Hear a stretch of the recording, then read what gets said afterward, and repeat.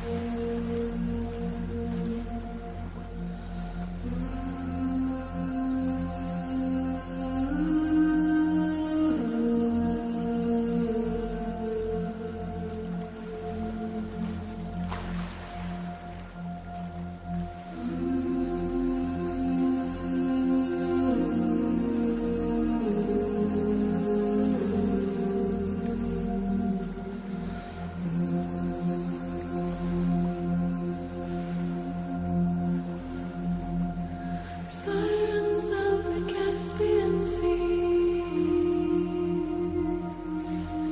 the depths of the ocean we gather in splendor, sunken ships and treasure, luring sailors with our songs, hypnotic hymns, promises of bliss, whirling and twirling, the warmth of the ocean, spinning with souls in motion. Take caution, my friend, this could be the end. A mermaid's tale, you're mortal, so frail. Following ships in the night, catching glimpses, but can you trust your sight? In the water your blood will spill, hypnotized by your song of life, swirling and twirling, the warmth of the ocean, spinning with souls in motion. Take caution, my friend, this could be the end. A mermaid's tale, you're mortal, so frail. I'm a figment of your imagination, our beauty, our song, intoxicating, mesmerizing sound, ships running round. In calm or storm, you won't see the shore, your final resting place, the ocean floor, swirling and twirling, the warmth of the ocean, spinning with souls in motion. Take caution, my friend, this could be the end. A mermaid's tale, you're mortal, so frail. Swimming with the souls of men untold, watching their demise unfold. Never to grow old, their stories never told. The souls of the sea are now caressing me. Your final resting place, the ocean, the sea, the murder of man, no one will ever find them. Swirling and twirling, the warmth of the ocean, spinning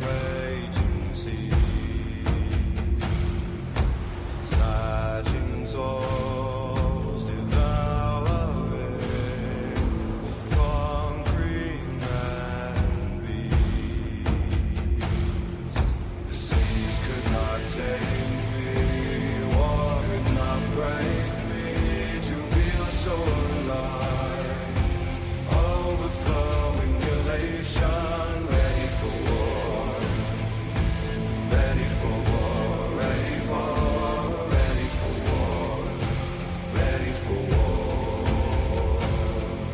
The lands could not hold me, the ocean could not keep me, though she tried. I traveled and conquered many times.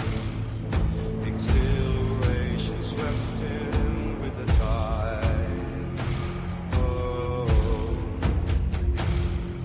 the seas could not take me, war could not break me, to feel so alive. Overflowing elation, ready for war, ready for war, ready for, ready for war, ready for war. Hunting for food and pleasure, I am now riches unknown. I rule in life, I rule in death. Viking warrior, I am the beast, rising ready for battle. I thought my best, exiled to faraway lands, shape-shifting into one is more fitting. The seas could not take me, war could not break me, to feel so alive. Overflowing elation, ready for war, ready for war, ready for, ready for war, ready for war. I see the barren eye to eye, we become one, rally in hunting till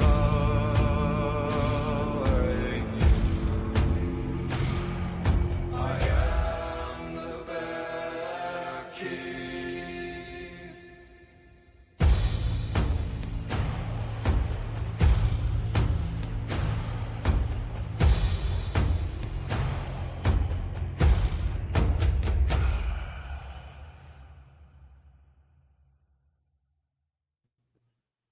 All right, folks. Welcome to Paranormal Roundtable. I'm your host, Josh Turner. This is PRT. Join us in the real reality. Hang on 1 second here. Let me get myself situated and get a little more comfortable here. All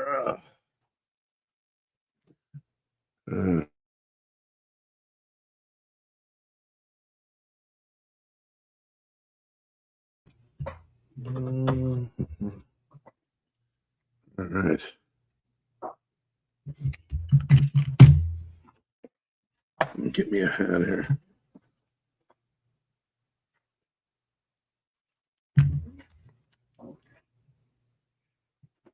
How's everybody doing tonight? Oh, boy. It's been a day for me already. I can tell you that. It's just been.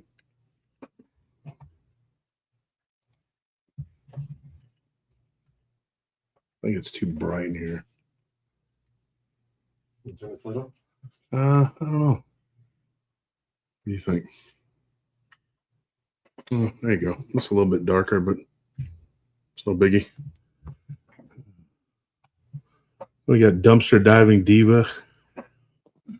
What's going on? So you're a diva now? Is it what? What's going on, buddy? Not much, man. Just a lot. I got a lot going on. I wish I had less going on. Really? A buddy of mine called me a couple days ago, and we've been friends forever, man. And he asked me how everything was. He's up in Montana right now, and he's from South Africa originally. And my friend Bram, and he asked me how I was doing, and I told him I was doing pretty good. But life's real slow up there where he's at. He's got a ranch up there and everything, and nice. The woman that he had married, apparently she took off. And I was like, what a shock. I told him she was a vampire. like, you know, before I even really like, you know, understood about the whole vampire, you know what I mean? Like what we know about them now and how they're, Uh-huh. yeah, like my brother said it first. My brother jokingly told him that she was a vampire. And he goes, I said, I don't know about vampire, but my other friend told me, I can't remember who it was that said it. One of them, it might have been Chief or somebody said something like, well, she's not a vampire, but she's definitely a witch. Yeah, I really thought she was evil. Like she was an evil person. So sure enough, man, one night she just takes his truck, goes to town, and then doesn't come back. Amazing. Yeah. And it was in her name. She Oh, co-signed, he co-signed for her, like no. she co-signed for him, whatever, so she could take it. And nothing he could do about it. I told him, I said, man, Oh, he well, don't you want can smell it. to. Was it his wife? What, like his wife? Yeah, he married her. Oh. Yeah, he married her. But I thought it was dumb because, but the way I thought it though, Richard, was like she. I know, and this sounds weird, but my friend Willie, the one that passed away not too long ago. Well, I say too long. It's been 5 years, man. It feels like yesterday, but he and me were talking about it one day, and he was saying that he thinks that she put a spell on him. There's a lot of that going on. Yeah. Those And Etsy witches are selling spells for pennies on the dollar now. Etsy witches? Are you serious? Yeah, oh yeah. There's a whole big thing of it where they'll do like spells against your enemies, or they'll do spells for people that you love, and oh yeah, it's So if people really understood, like you can do that on your own. Like you don't even need a spell or a ritual. You know, it's just intent. If you have a bad intention, you can send it to somebody. You got to be real careful. Like you were talking about minding your thoughts. yeah.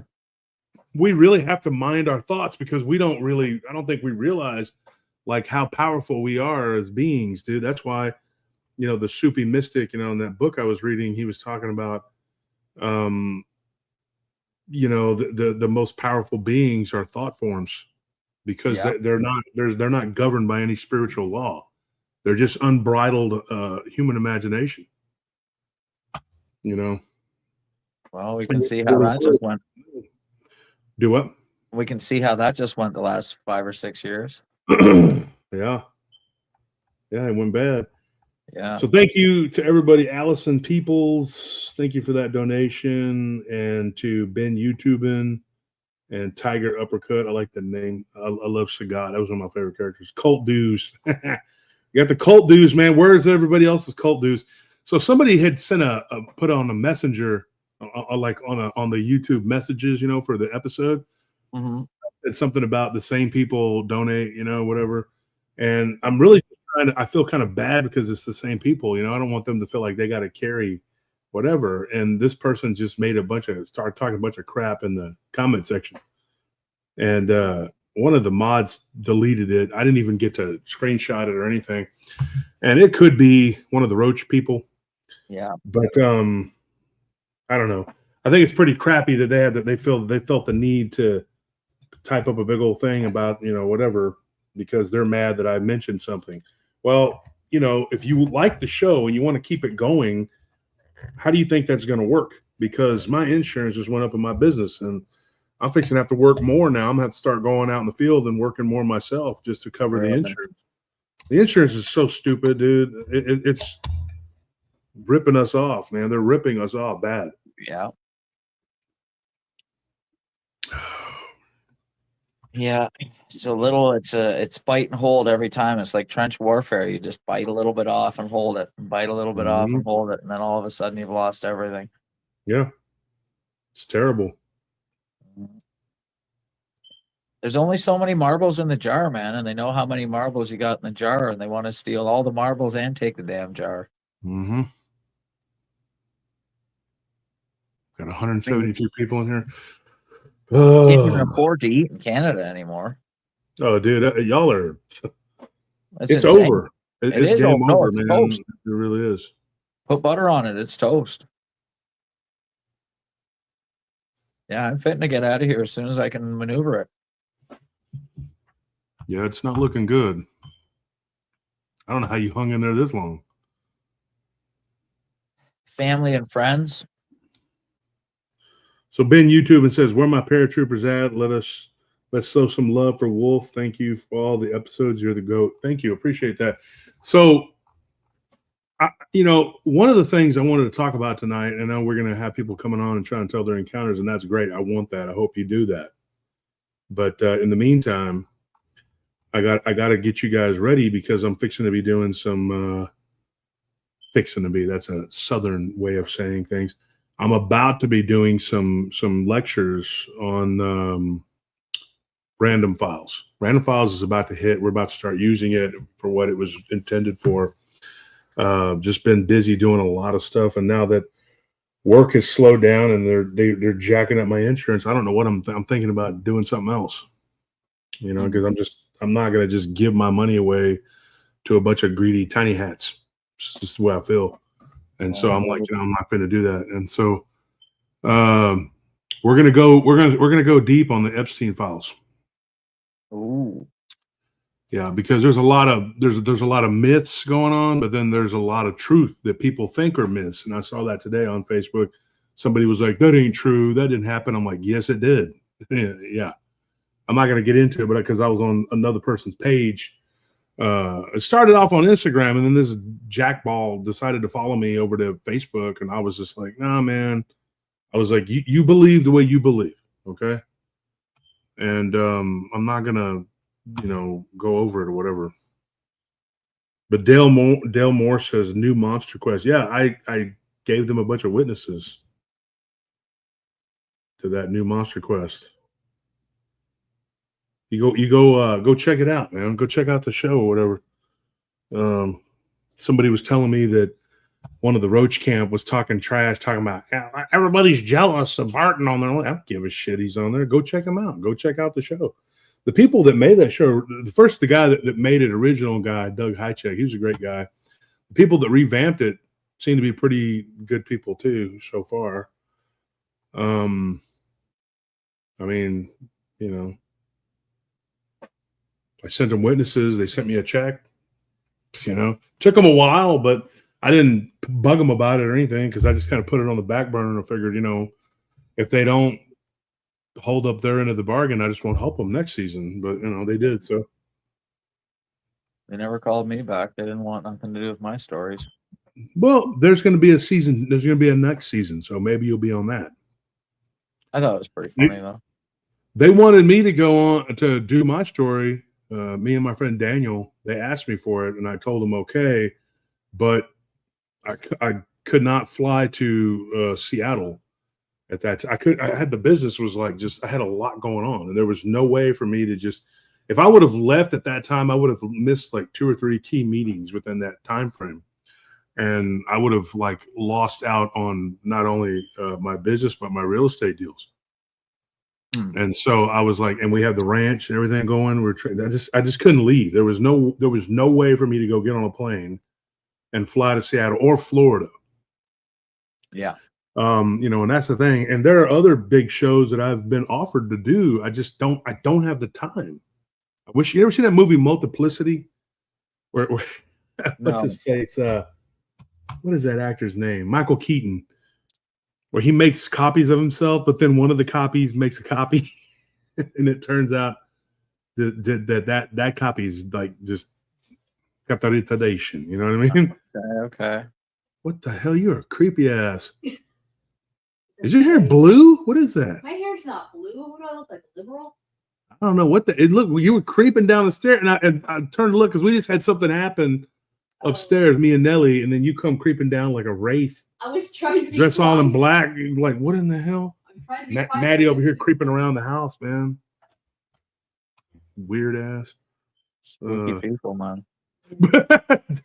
Exactly. Richard said spooky people. You would know, man. You're about there behind working hard behind the Tim Hortons, slaving for them English muffins. Yeah, I see some spooky people hanging around, that's for sure. Golly. Yeah. I think it's pretty funny that everybody's posting the pictures of the Tim Hortons they find. Yeah, that's the funny thing, whenever that whole the Amazing Dumb. Remember the Amazing Dumb? I do. Lizard? Yeah. Hey, did you ever find the episode? Nah, dude. I got to go look for it, man. And then the other one, I was talking to Lyle Blackburn. Like I showed him that episode one time when we were driving somewhere, and I showed him the one where I was arguing with those ladies from that Bigfoot group when the war in Ukraine popped off, and they were talking about, I hope Bigfoot's okay. What? And I was like, yeah. So I did the whole skit. I was like, I did it on my live stream. It was like, women, children, hospitals, Bigfoot. No, don't kill Bigfoot. Dude, if I was a drone pilot and saw freaking Bigfoot, man, he'd be getting it. He'd be getting it. Oh, for sure. Dude, that started a whole argument, Richard. Like, it was a whole argument in that group because I said something. Actually, I wasn't even the first one to say something. A friend of mine, he said something first. He said something like, what is wrong with you? Like, I can't remember who it was that said something. It might have been Truth or one of them guys.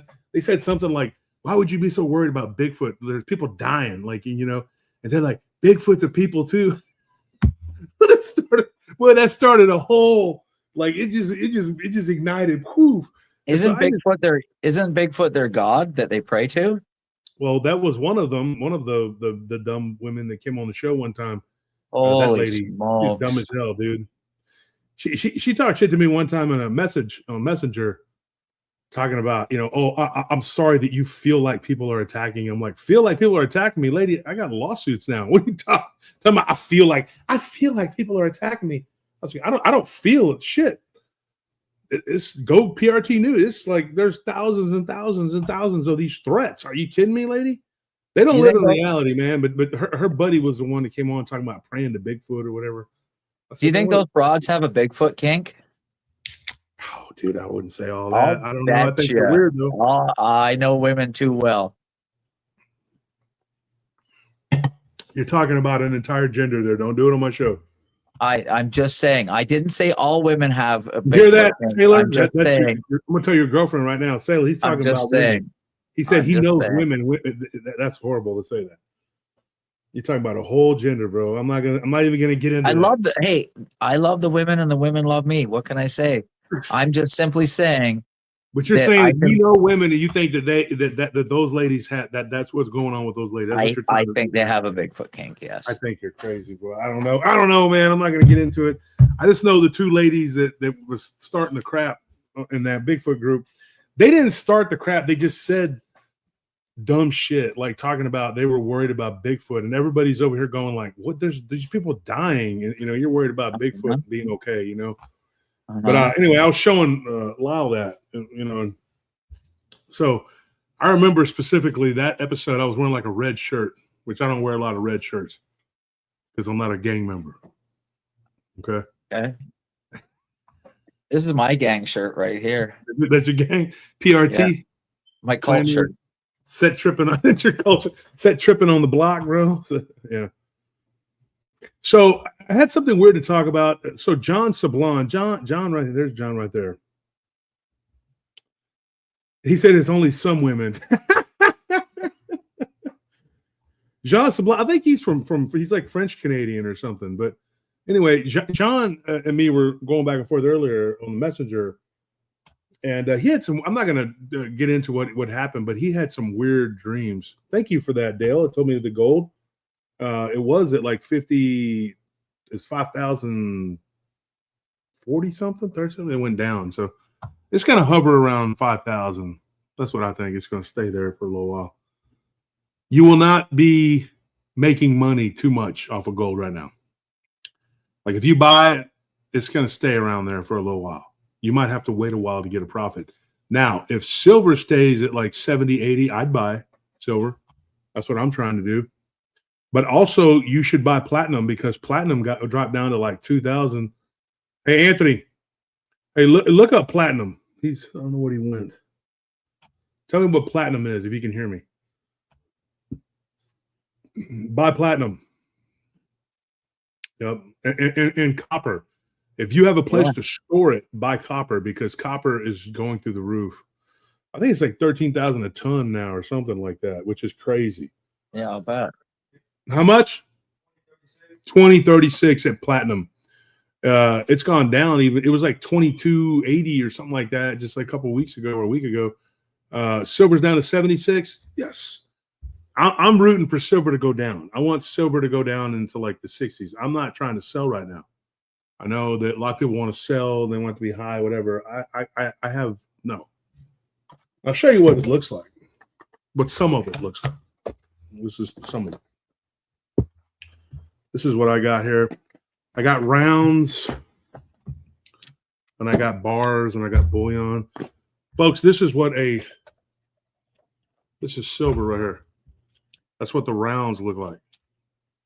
Like this one here is it's a buffalo head. It's a native, and in the back it's got the buffalo on there. See if you can see it. It's kind of dark in here. And then they're like, this is 20 rounds right here. They're an ounce, 20 ounces, and you stack them. But I may have to, I don't know what I'm going to do, man.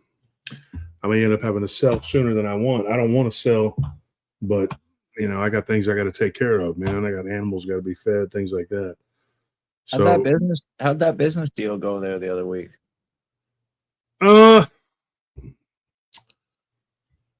I don't know, man. It's hard to judge, like I'm waiting on a response from somebody. Gotcha. And you really don't know how, because like, when you meet with somebody and there's money involved, they'll tell you something to your face, but that don't mean that's what that's, you know what I mean? Yeah, people are full of shit. What can you do? And Wendy Eater says, you're not supposed to handle your silver, it will tarnish. Wendy, this is not silver that I'm trying to wear. This is just, it don't matter if it tarnishes. When you go to sell it, they don't care if it's all, I sold a bunch of it. It was all tarnished up. It don't matter. This is silver, This is silver. I'm wearing silver tonight. I wear silver on my Monday show. It'll tarnish, and it, you just clean it. But it don't matter if what you sell is tarnished. In fact, if it's tarnished, it shows that it's real. So I had a friend of mine with some fake silver. I'll show you some I got. Damn Chinese.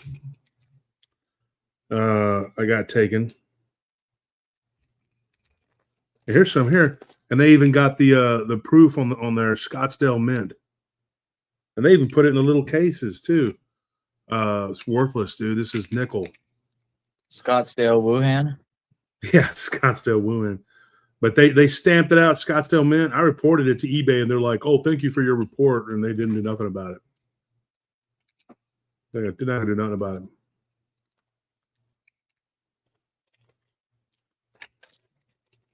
Yeah, they've been flooding the market with that fake crap for a long time, man. I wonder how many people are sitting on bought a whole whack of it, and they're sitting on all kinds of silver they don't realize is fake.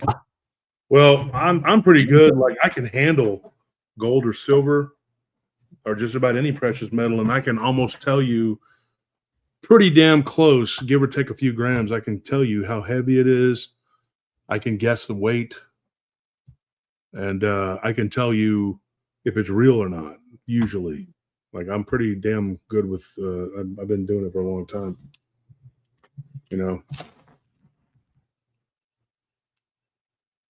Like your shirt. Soundwave. Yeah. My friend used to have the Ghetto Blaster back in the day with the tape deck in. Oh, yeah. That was awesome. Blaster. Yeah. You talking about Blaster, the Autobot, or are you talking about I think it's, which one had the Ghetto Blaster? That would have been, he was just a tape recorder. Yeah, tape recorder. Yeah, like it had the tape deck in it too. Yeah. It had the little miniature tape deck, the little miniatures. The one that was red and whatever, that was the Autobot. That was a Blaster. Okay. Was it Master Blaster or was it a Blaster? I don't know. Rick said Master Blaster. I don't know. So if I were you and y'all are, if y'all are looking to invest, I would get silver right now and just sit on it. because eventually silver's the price of what silver's really worth is going to come out. Like it's not where it should be. I mean, they're going to crash the dollar sooner than later. Yeah. All the writing's on the wall, and once that happens, the precious metals market will be the only thing that matters. And Texas is already prepared. Yeah. Yep. Funny they would do that, eh? I wonder why. March of 2027. Yeah. It is official that our currency will be silver and gold. So I guess that's when they'll do it, is March 21st, 20. They don't like Texas because Texas always does preemptive things like that. Texas tried to secede. I don't know if you know that. Back in like 2009, and Obama threatened to kill everybody. Yeah, he threatened to invade it. Yeah. He threatened to no-fly zone, and he threatened to attack us and all this stuff. What his big-eared dumbass that doesn't realize is we have all the biggest military bases in North America are here in Texas. Oh, really? We have more tanks, we have more planes than any other place in the country. Now, we would not win a war with the entire country because we're about the size of Germany or France, you know. But Germany did a pretty damn good job of taking on, like half the world. Texas is tough, dude. I'm telling you. If he pulled some shit like that again, I don't think it would go the same way. Not with this governor. We'd probably end up at war, and we would have seceded because, there's a huge secessionist movement here in Texas. Yeah, I'll bet. You stand with the governor, or? Absolutely. I mean, if my state, that was a bad joke. If my, yeah, because he can't stand. But I stand with him and his thinking on it, at least when it comes to secession, because I don't feel like at this point we have nothing to gain by being a part of the United States. We, in fact, I've been complaining about this for years, that we are propping up half this damn country right now. I hate when Californians pipe up about having this big economy. Your economy is in the toilet. Shut your freaking pie hole. Those are people who read one little line and that's it. They run off and they think they know it. They have no clue about economics. They really don't. We have Wolf Camp. Wolf Camp has more oil than half the freaking Middle East. Yeah. That's something that people really don't. And that's just one of our oil deposits. We also have the Gulf Shelf. And dude, I'm telling you, Wolf Camp is worth more than the entire economy of California until the year 2150. Wow. That's what they don't realize. That these people they have the retardation, and they argue with me, and I'm like, dude, you're too stupid. Like, they don't even read a book, and they just said that, could the CNN say that blah blah blah. Yeah. I was at the gym today earlier, and I was not by choice. I was lifting, and I saw a thing on CNN, and they were trying to say that Trump, by saying that Obama's administration was a clown show, was a horribly racist and bigoted statement. Was it the fact that he showed Michelle and Barack as monkeys? Yeah, I didn't see anything about that. I just saw that the AI thing. No, I just saw this statement. It said that it's this statement, and I thought, wow, this is CNN. This is what they're talking about. My point is this. You're talking about Trump being horribly racist, calling them clowns, monkeys, whatever the hell you want to call them, right? Meanwhile, Epstein files, they're not talking about the Epstein files. So people that get their news from the Communist News Network or Fox, doesn't matter. What is your stance on eating children? Because I could give a flippin' F about somebody's political whatever when people are actually literally essaying and eating children. Yeah, it's satanic mockery. They're rubbing our stupid faces in it. Yeah, and so these people are sitting there, and of course this is I'm working out, and this is in Austin because I live right next to Austin. I don't live in Austin, thank God. But these people, that one guy was working out next to, is him and his girlfriend or whatever that was. I don't know what that thing was, but they were standing. They were like, "Look at that! That is horrible." And I'm like, what is your stance on like the Epstein files? And I said it out loud, and they just looked at me and walked off to go find something else to do away from me because I told them something uncomfortable. Absolutely. Because you can tell they watch CNN and give a shit about whatever parade of nonsense they have going on. Yep. The average IQ, buddy, is 86. Mm-hmm. If you're functionally retarded, you cannot think critically. You literally at a certain point, I don't know what IQ it is, but you can't think critically after that. Mm-hmm. And if you go a little bit lower, your actions you don't understand there's consequences for your actions. Like a lot of these people that they're bringing into Europe that are doing the essay to the women, the huge gangs of all that nonsense there. They're so stupid that they literally do not understand the consequences of their actions on the person that they're doing it to. So we're going to get all into a bunch of that kind of stuff on the Random Files. We're going to start doing these like lectures and talking about the real reality. What's really happening, not pulling punches and not, sugarcoating it and being all politically correct. I'm just going to tell the truth. And if people don't like it, they can, go somewhere else. Yeah, I have a thing or two to say about that as well. It sucks to have to bite your tongue on YouTube. Yeah. Ultimately, I'll probably end up putting Random Files onto Rumble. Good. And then we'll just start doing the really hardcore stuff there.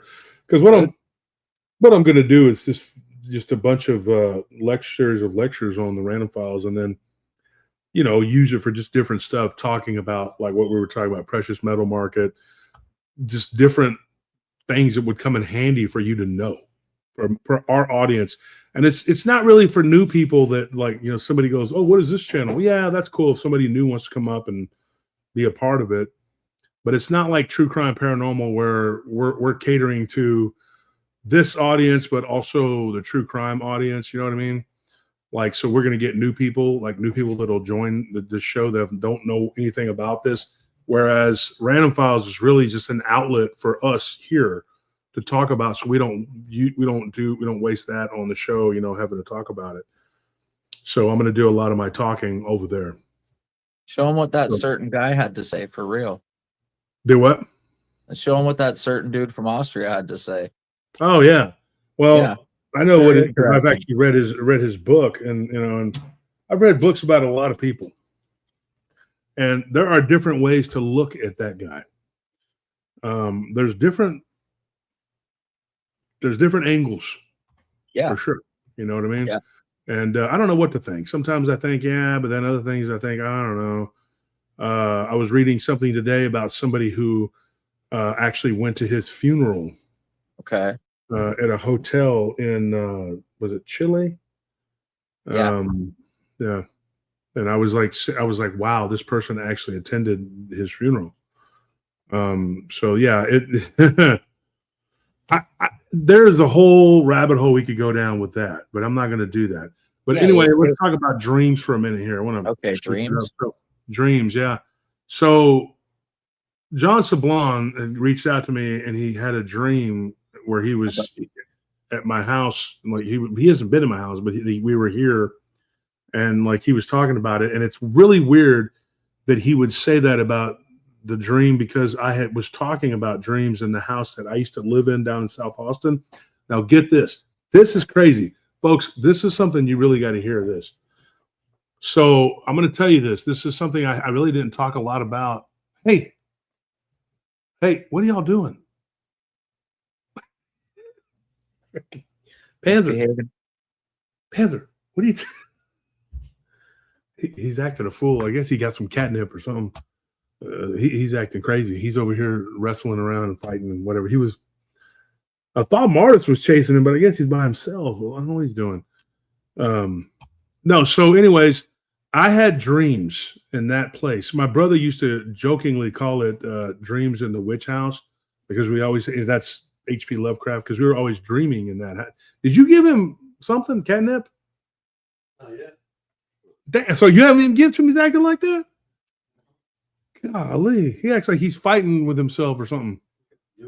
Yeah, he's got the zoomies, man. So, anyways, I had dreams there. Everybody that stayed in that house had dreams. I had two of our friends, we call them the twins.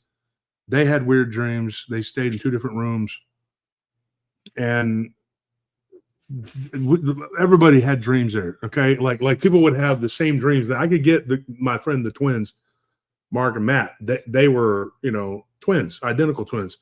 So when they told us how they had the same dream, like that was like, okay, well, that's weird, but they are twins, right? But no, multiple people, me and my brother are half brothers, and we had the same dream. So there are multiple people who that happened to. Me and Scorpion had the same dream. Willie and Jerome had the same dream. So it's like, different people that stayed in that house, they had like multiple people, like we had them having the same dreams. That's not a normal thing. What do you think that is? You think that's because something the place was haunted as shit. I mean, it's just. Yeah. But one of the things that got me was I had a dream years ago. I mean, this was probably like in 2005 or something, maybe. I don't know. Whatever year it was, I can't remember what year it was Stephen Colbert first came around and started being popular. I don't remember what year that was. That was years ago. He's such a goof. He's worse than a goof, dude. That guy is horrible. I had a dream that he was chasing, that I was a child, like not a little child, but I was like a teenager, like a 14-year-old teenager, 15, whatever. And I was running around this house. It was my house, but it wasn't the place I was living in. You know what I mean? It was like a house with like an upstairs or whatever. And I had like parents, and they had left. And this creepy dude had crawled through the window, and he had a mask on, and he had a knife. And it was kind of funny, I guess, kind of goof in a way. He crawls through the window, and I'm staring at him, and he falls, and he lands off the windowsill, and then starts crawling around trying to get up, and then he trips on some like cords or something. And I'm going like, who is this guy? And then he lifts up his mask because he gets his balaclava all turned around. This is a dream I had when I was in that house, right? So he gets the balaclava all turned around. He lifts it up, and it's Stephen Colbert, right? This is a dream I had years ago. And then this little fucker, he puts the knife in his mouth and then gets up, and he's got like these gloves on, and he's like, I'm going to get you. And he starts chasing me all over the freaking house. And then I wake up just going like, oh, like freaking out. And I think it was like Scorpion or somebody woke me up, said, hey, man, you okay? And matter of fact, I know it was. He was getting ready to go to work, and he like shook me awake. And I remember I looked up, and he had his backpack and everything. And he was like, you okay? I'm fixing to go to work, man. You're having a nightmare. And he asked me what the nightmare was about. And it was like, I was like, it's weird. I was getting chased by Stephen Colbert. And like, so fast forward, I put the video up there. Colbert is literally in this little boy's face, and he's like, yeah. See, yeah. I had a dream about him. I don't want to start naming names, but there was a bunch of people that we know now are really messed up, and I never liked these people. Never ever liked these people. And I had dreams about these people, chasing people around and doing crazy stuff. And I had it when I was in that house. And what I think now is that, that house was showing me things like alternate realities, the future. Like I had dreams. Do what? Premonitions, yeah. And so I think that house showed me some things, and I don't why, I'm not real sure. One of the things that happened to me in that house, I was laying in my bed one time, and I was talking to a spirit. Like this spirit was like, it looked like sunshine, like it was yellow. And it was angry with me. And it like my room, like the back porch, we had a pretty big back porch, and it was like, here's my room right here. The back porch is right through the wall right there. There's like the TV right there. And there was a window. And eventually I put foil over the window because I was always up at night, slept during the day because of my jobs. And so, I just, for like 10 years, I just had that foil up on there. Plus, when I first moved in, I kept hearing stuff in the backyard. It turns out somebody actually unalived themselves in that backyard, but that's another story. So I'm sitting there, and this entity, this is like a dream, right? But it was like a very lucid dream, or a very vivid dream. And I started lucid dreaming, right? This entity comes through. It had no face. It was just like a humanoid shape, and where the legs were, it just kind of went down into like a diamond, like half a diamond. And it was like it came through my wall, and it started talking to me. And in this dream, and like I said, this is just a dream, right? Thank you for that donation. The entity told me, it said, how are you? I can't remember how it worded it. It said, how do you feel in your body? In that body is what it said. And I'm sitting up, and I for some reason, I know who this entity is. I know the entity. When I woke up, I was like, what the hell was that? Because you kind of have that amnesia. You don't really know. Now, you may not, feel the same way because you don't believe in the way I believe. But this entity knew me from somewhere. And so I said, I feel great. And it said, well, that was wrong. You're not supposed to have that body. That body is not yours. It was not supposed to be yours. It was supposed to be mine. This is what the entity is telling me. And I just was like, bullshit, whatever. I don't give a damn. And it's like, so then this entity tells me, it says, you jumped into that body. You were not supposed to be in that body. So it starts arguing with me, right? And I said, okay, well, too bad. And then it says, okay, so you're your own great grandfather. And I was like, what? And then I woke up. This is a real conversation I had. When I woke up from the conversation, I didn't remember the dream right away. I just got up, waking up, thinking, man, I'm hungry. So I went in there and I had some cereal. And they don't make it anymore, but they have this protein cereal now. It's actually called Magic Spoon. It's pretty good. I actually eat that. But years ago, back when I was just I was a weightlifter. And I've put the pictures up from when I was younger. Like, I've put them up on my Facebook. You got to go way back. The Roaches did. They went back like 10 years or whatever, so they could find it and put makeup on it and a wig and make me look like some kind of poof. But good for them. What's crazy though is that I just, dude, back in the day, I was built like a brick shit house. I was like, there was no fat. I was just big, solid, just a big muscular guy. And You're pretty big now. Well, yeah, I'm a big dude now, but I looked like a 300 back then, but without the shaved. Yeah. So anyway, all I did was just eat lots and lots of protein, you know what I mean? So I found this cereal at this place called Vitamin World. I don't even know if it's around anymore. It might be. And so they used to sell it. It went out of business a long time ago, but it was like this protein cereal, right? So I was sitting there and I was eating it, and it had a real strong taste to it. Mm-hmm. Like a real strong, like when you take the first few bites, you're kind of like, you know what I mean? But somebody like me that was used to just eating protein, creatine, H&B by the scoop, what did I care, right? So I'm just sitting there, and the first bite, kind of, no pun intended, had a bite to it, and I was just like, whoa. Yeah. And it just jogged my mind. All of a sudden that taste or whatever, it had a real, probably wasn't even healthy for you. Who knows? Probably sawdust. But it had this weird taste. And I just thought, I was like, oh, I had an argument with a spirit, and so I just sat there, it just hit me sideways, whoa, what the shit, man. So that was a weird dream. And I remember telling, my brother and Scorpion Willie, we went to go eat lunch later on that day. And I said, man, I had a weird dream. And so apparently other people in the house had dreams with spirits, arguing with them or talking to them or whatever. And they would wake up and there wouldn't be spirits. You just had a weird dream. But I don't know, you don't know. I just thought that was a weird dream. And I wonder about that. Could that have been what happened? Was I not supposed to have this body? Am the soul that I am, did I jump into this body? Because when I was recording the other night with Sean, he came on. Oh, you were there too. You fell asleep like a little punk.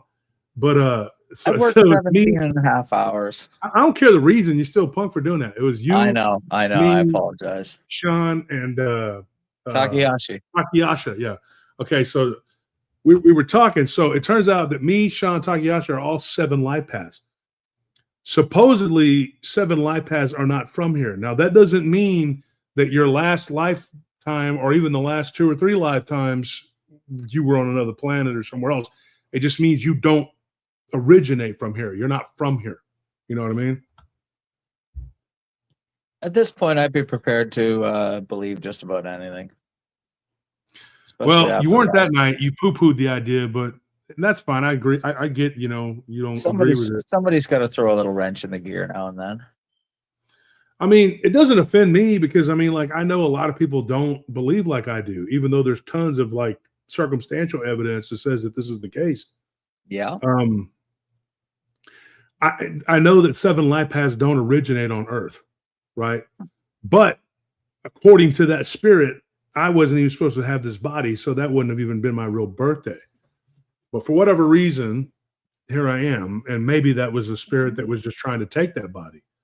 Who knows? I don't know, but I know I was arguing with it, and I was kind of mocking it and laughing at it because I was like, well, too damn bad. This is my body. You ain't taking it. And I didn't feel any fear at all. Like, it was just like me basically telling it to go pound salt, Interesting.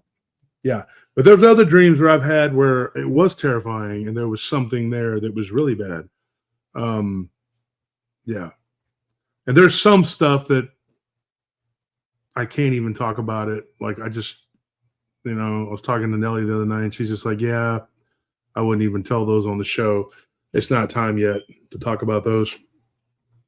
Buddy of mine that lived in my building was having like crazy, like Jack the Ripper night dreams, like nightmares. And I saw him a few times and he told me about he wouldn't really get into the details, but he would go on and on about the fact that he was having all of these crazy night terrors and that it was the one movie Saw, like he said he was like a part of the basically a Saw dream or Jack the Ripper dream. And yeah, I think there was some serious demonic oppression with that guy. And who is this? It's a buddy of mine, Jamie. Dude, he was over at my place one time, and Jamie basically worshipped Satan, and he would be honest about it. And I was talking to him about God one time, and I was trying to like witness to him and just bring it up when and where I could. I was talking about God the one time, and dude, it was as though somebody turned the lights down in the room, and it was like the entire atmosphere just kind of went, and he looked up at me, and I could see that his eyes had changed, and he's like, "Me, on the other hand, I worship a devil," and I'm like, "What the fuck?" I'm like, "Bro, I gotta go home. I'll see you later, man. You have a good night." It was real creepy, dude. It was real creepy. So I don't know. I guess you get what you get if you get into that kind of stuff. Yeah, it's hard being friends with somebody that's like that. Believe me, I know. Yeah, I don't have anything to do with them anymore. What's this? Simon Johnson says, I don't think my comments are getting to you guys for some reason. Oh, no, they're there. That's why I just read it. Anna Pedigo says, a notable geomagnetic disturbance occurred around February 14th to the 15th, which can influence the Earth's electromagnetic field and the Schumann resonance. We've talked about the Schumann resonance, folks. A lot of people report vivid, weird dreams. Yeah. Yeah, that's been happening for months now, though, or years, where the Schumann resonance has been right off. It's supposed to be at like 7.3 or 7.43 or something like that. And it's jacked all the way up. It was in the 80s the one day. It was like 86 or 87, like whatever it was at. And it's been hitting into the 30s and 40s, like on an almost daily basis. So, yeah. Yeah, my dreams have been really vivid and weird lately. Yeah. What's up, Sean? Under fire. What's going on, brother? Hey guys, hope you're doing well. Thought I'd come on to talk about the dream stuff. That's a really fascinating subject. I want to ask you, Josh, from what you are willing to tell, what do the dreams of the future kind of show you? Is it quite grim or not? Well, I know I've talked about a lot of these different things on different episodes. We've done over 1,000, like at least an hour-long videos. That's not even counting like the smaller ones, like these little shorts or whatever. We've done like a lot of work. A lot of it is, we've had a lot of guests, and I've told a lot of people's encounters, and I've been on a bunch of different shows. I can't even tell you how many shows I've been on.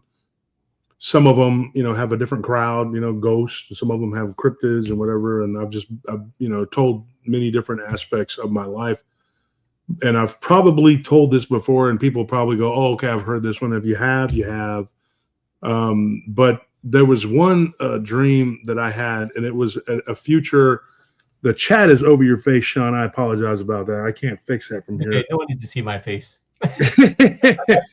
And so one of the dreams I had was like an alternate reality dream, but it was the future. And dude, that one scared the shit out of me, dude. And I don't know why all these dreams I've had where I've dealt with like demonic forces or something messing with my house or trying to chase me around or something. Ezzy, what are you doing? That's not Ezzy. Come here, buddy. What are you doing, Cooper? Why are you out here running around by yourself? You okay? This dog is very sensitive. This dog right here. This dog is like, whenever something's going on, he's aware of it, dude. He's a hyper sensitive. Ain't that right? Come up here. There you go. Say hi, Cooper boy. Hello, Cooper. This is my border collie. He is so smart, dude. This Cooper. dog, he plays fetch by himself. Say his name. Say his name. Cooper. Good boy, Cooper. Cooper, what are you doing? Come here. He jumps up and smashes the computer. Dog hair all over me. So I had this dream. It was like an alternate reality, and it was like the future, right? And so I saw myself and a bunch of my friends, and we were like, it was not only was the world evil and just horrible, it was like a bad place. But like I was a horrible person. Like it was a horrible person. Not like, oh, you did some drugs or you drank and partied too much or nothing like that. It wasn't anything like that. It was like, hold on one second. And it was like everybody around me was a horrible person. Like, you know what I mean? There were no good people. Like nobody was good. There were just levels of like evil. Like some people were just really, really evil and dark, and other people were just darker. And I was really bad. I had like this group of guys that I hung out with back then, and we were worse than we were in this life, which was really saying something. Because we were like, we weren't like the get along gang to begin with, and we weren't like, I wouldn't even say the Bowery Boys because that's too tame. You know what I mean? Like we were not nice people. Like, dude, I would fuck you up, man. Like you could be in a car wash. I did this, man. Somebody talked shit to me, and I went into the car wash while the car washed and everything, and beat the shit out of this dude, man. Like that's the kind of people we were, right? Just bragging. People think you're talking shit. You brag. I'm being honest. I'm just being honest. I don't give a crap what people think about me. I say the truth. I'll tell you the truth. And if you were around back then and you mess with me, you would be on the receiving end of a epic whooping of your ass. You have no idea. Okay. So for that being said, like when I saw this futuristic, and I've talked about this before, I'm pretty sure on one of the episodes of the show, maybe one of the podcast episodes, I've talked about it. But I saw myself like almost like a demon in human flesh. Yeah, like it was that bad. And I was like, well, who the freaking hell is this guy? And it was one of the few times where I was afraid in the dream, like maybe these people would see me, you know what I mean? And then try to come after me because they were doing things that were just horrible. And I was like, I didn't see anything like the Epstein files or whatever, but like I saw in the dream, I saw people just like unaliving people like it was nothing. Like there was no parameters, like nobody gave a shit about legal, like, oh, this is illegal. You shouldn't, because there might be consequences, There was no morality there. It was just an awful, and my brother was like, it was weird. Like he was wearing like these goggles. It's like, I don't know how to describe it, dude. It was just weird. And all of us looked like horrible Mad Max versions of ourselves, but with no morality, no parameters. And it was just like, I saw myself doing shit that I would never do in my life, like, being committed to Christ. And the whole world was just like a nightmare landscape. Like there had been some kind of fallout or something. And this was the future. Like it was nasty and mean and dirty. And I had seen alternate versions of myself, and I'd seen other parallel lives of myself too. Wow. And nothing was like that. I was like, what is that shit? And when I woke up, I was just like sweating profusely, and I felt sick to my stomach. And like, I just started praying. I was just like, and I don't know if it was something that was sent to me to like freak me out, or scare me. Or like, I don't know, man, because, that's not me. That's not me at all. That's not the person that I am or I aspire to be. And I thought to myself, because I remember I had gotten into a fight at the club that night. I had that dream. I remember it very clearly. And the dude I got into was a big ass dude, and he had a reputation downtown. And everybody thought he was a tough guy. And he came into my club and he slapped some girl. So he got his ass beat real bad. And I'm going to be honest, back then, like, what you do with your girlfriend is your business. That was the kind of mindset I had. Like, I'm not Captain Save-A-Ho. That's my, how I was back then. But he did it in my club. You know what I mean? And so, and then when I told him, hey, man, get the F out, whatever, he got up and was like, what's up, man? Blah, blah, blah, blah, blah. And this dude had like all these silver teeth, and, he had like this coat with fur, like a fur coat. Like, who the hell wears a fur coat? Like, this dude was like a pimp daddy, right? Thought he was badass, drug dealer. And so I like beat his ass like really bad, like whooped the dog shit out of him with a torn bicep. Like, I had my arm was wrapped. And so most of the punches I threw with my left, which is my weaker arm, which is the jab, the quick bam, bam. And so this dude, man, like, I gave him an ass beating, dude, and like literally cut his head open. I beat him so bad. So, I went home and everybody was laughing and we were joking around. I don't play cards much, but my friends do, my guys do. So they were playing cards and I was just sitting there. So I'm gonna go to bed, guys. Had a couple shots, hit the devil's lettuce and was like, good night, whatever. This is why I lived. I wasn't living like a good guy. You know what I mean? Like, I didn't give a shit. We were living like land pirates, I guess. I don't know. Mm-hmm. So went to bed and I had that dream. So I don't know if it was something that showed me an alternate reality. And I was just like, because it scared the shit out of me. Yeah. Like that version of me would stomp the shit out of this version of me. You know what I mean? So it's kind of like, that version of my brother or Scorpion or any of the guys would have stomped me out, dude. You know what I mean? Like, I couldn't be that kind of person. Those people were out of control, violent, and just like mutated. Let's put it that way. Like, there was something not correct about that. They looked juiced to the gills and they looked very evil. Put it that way. Lord Humongous Turner. Yeah, like, but worse though. Not even like, it wasn't cool. You know what I mean? Like, you could look at that and go, oh, that was cool. No, it wasn't cool. It was just evil. You know what I mean? Where you don't even feel like any kind of like emotional attachment to that person at all. You're just like, that is an alternate version of me that, thank God, doesn't exist, because it's just not me. That's not who I am. You know what I mean? It doesn't represent, like the kind of person that I am, or aspire to be. And that was like that dream. One of the dreams scared the shit out of me. Another dream I had. Just before you go past that, do what? So just if we go past that dream, I just want to put a comment in there. One of the theories I've had about, you have all these parallel realities. So there's a reality where you are among sort of your best version of yourself, and you're here in this reality. You're trying to pick which reality you're going to go towards in terms of like the final line. Just a theory I had. So it's like, because we talk about fractals and stuff. So maybe there is a reality which each one of us are just horrific, and then a reality when we're the best version of ourselves, and you just happen to see one of those realities at a time. Yeah.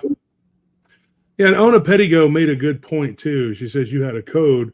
Yeah, no women, no children, no innocent. No, there was no, the people that I dealt with that got the receiving end of any kind of violence, they knew the game. Like, they were not innocent people. They were not. I did not do that, terrorize people with their families, anything like. I never did any shit like that. If you brought your friends with you, yeah, I guess they should have known the people they were hanging out with. Let's put it that way. They were dudes, right? I gave women a pass. My friends, not so much. I had friends that would smack a woman right upside the head. They didn't care. They didn't give a shit. I personally didn't. And even when I was bouncing, even when I ran the club, I wanted, if I had to throw somebody out, I would not grab a woman and do anything to her. I would tell the guys, get her out of here. And I got clawed, slapped, kicked. I got hit in the head with a freaking high heel. Never once did I hit a woman. I can honestly say that. I can go to my grave saying I did not hit one of these. Some of these women were straight up bitches too. I'm not even lying. They needed the pimp hand, the way they were acting. And we had women in there that worked for me that could take care of that shit. One of my friends, Big Mama, I would sick her on people. I'd be like, "Oh, you want to fight? Okay, bitch." I go, I got somebody who can fight for you. She can fight. You want to fight somebody? I go get her and just be like, "Hey," and then her and this other girl named Christina. Christina was Mexican and Big Mama was black. And that's why I don't have, I know what women that could fight, that could really fight. I know what they look like. You know what I mean? I know.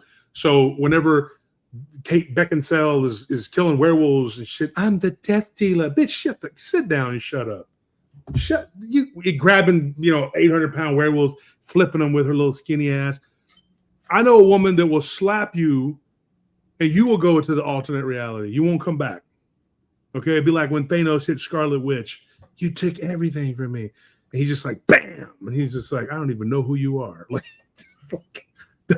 That's, to me, what happens to most of these women who think that they're tough and they want to, because I've seen it happen. One of my door guys, he's a big guy, and I had to jump his ass, dude. I'm not going to say his name. I've said his name before. You can probably figure he's a big, tall guy. And this girl, she came up, she was a female bodybuilder. And I knew her. I knew her for years. She used to work out at Future Firm, this gym, and we used to have these, when they would do the bench press contests and shit, and I have big ass pecs, I'm a big dude. So I was always in those bench press contests, and she was like a female. They always arched her back, they look like they go into a U, and I would always tease her. She had and then they move the bar 4 inches down and touch their nipples and move it back again. Yeah, must be nice. So she would talk shit, right? And so I would talk shit back. And so she came up drunk, and she's all talking shit, and talking, whatever. And she said something smart ass. I can joke and talk, I don't care. But she said something smart ass to my door guy. This guy's like 6'7". I'm 6'4". This guy's he's a monster, he's a luchador. And I'll just say his name. His nickname was Chico, right? People probably heard him before. Chico, he's on my Facebook. He's a crazy dude from Mexico. He's a straight up Spaniard from Mexico, and he's got green eyes. Kind of looks like a white boy, but he's from Mexico originally. And he's a smart guy. He got a degree at UT. He's not a stupid guy, But she got real smarty ass with him, and I'm not gonna lie. She's not a very good looking woman. The way her hair is pulled back, she looks like Goro from freaking Mortal Kombat. So she says something stupid to this dude, and Chico says something back to her, and he says, he told her in Spanish, he's like, B word, shut the F up before you get hurt. And she's like, you ain't gonna do shit. And she got in his face, and she was eating a piece of pizza, and he just slaps the pizza, and it goes flying over her head and got in her hair and shit. Nice. So then she throws this punch and hits him in the chest. And he just kind of goes like that. And then he was like, my turn. And then he slapped her unconscious. She flew 8 feet. And this is a big woman. She's about 5'9", 5'10", probably almost 6 foot, in heels. But, she was wearing, these very tight skirt, but you can see all these muscles on her. She's not attractive at all. I'm not even joking. And joking with me is one thing, and she was real good friends with my friend Roger, my friend Dominic. So but Chico don't know her. He don't know her for shit. And she thinks that, I got him on some kind of leash. And in a little bit of a way, I do have control of this guy, but it happens so fast. I can't help what happens to you. You know what I mean? And so you got to be real careful, because people take for granted, oh, well, I'm with this person over here, so nothing's going to happen to me. But stuff happens so fast, boom, like that. And people, like what Richard said earlier, this is very important to hear, folks. Some of these people don't think about consequences, man. Chico's not a stupid guy, but he is one of those people that has that irrationality about him. And I don't know what booze or drugs he's on from a day-to-day basis. They were all like that and unpredictable as hell. It's like going and hanging out with a bunch of tigers, and you're like, well, the Tiger King is with me, so the tigers aren't going to attack me. And if the tiger does decide to attack you, he might be able to stop it. He might not, and that tiger might bite you in the head and kill you.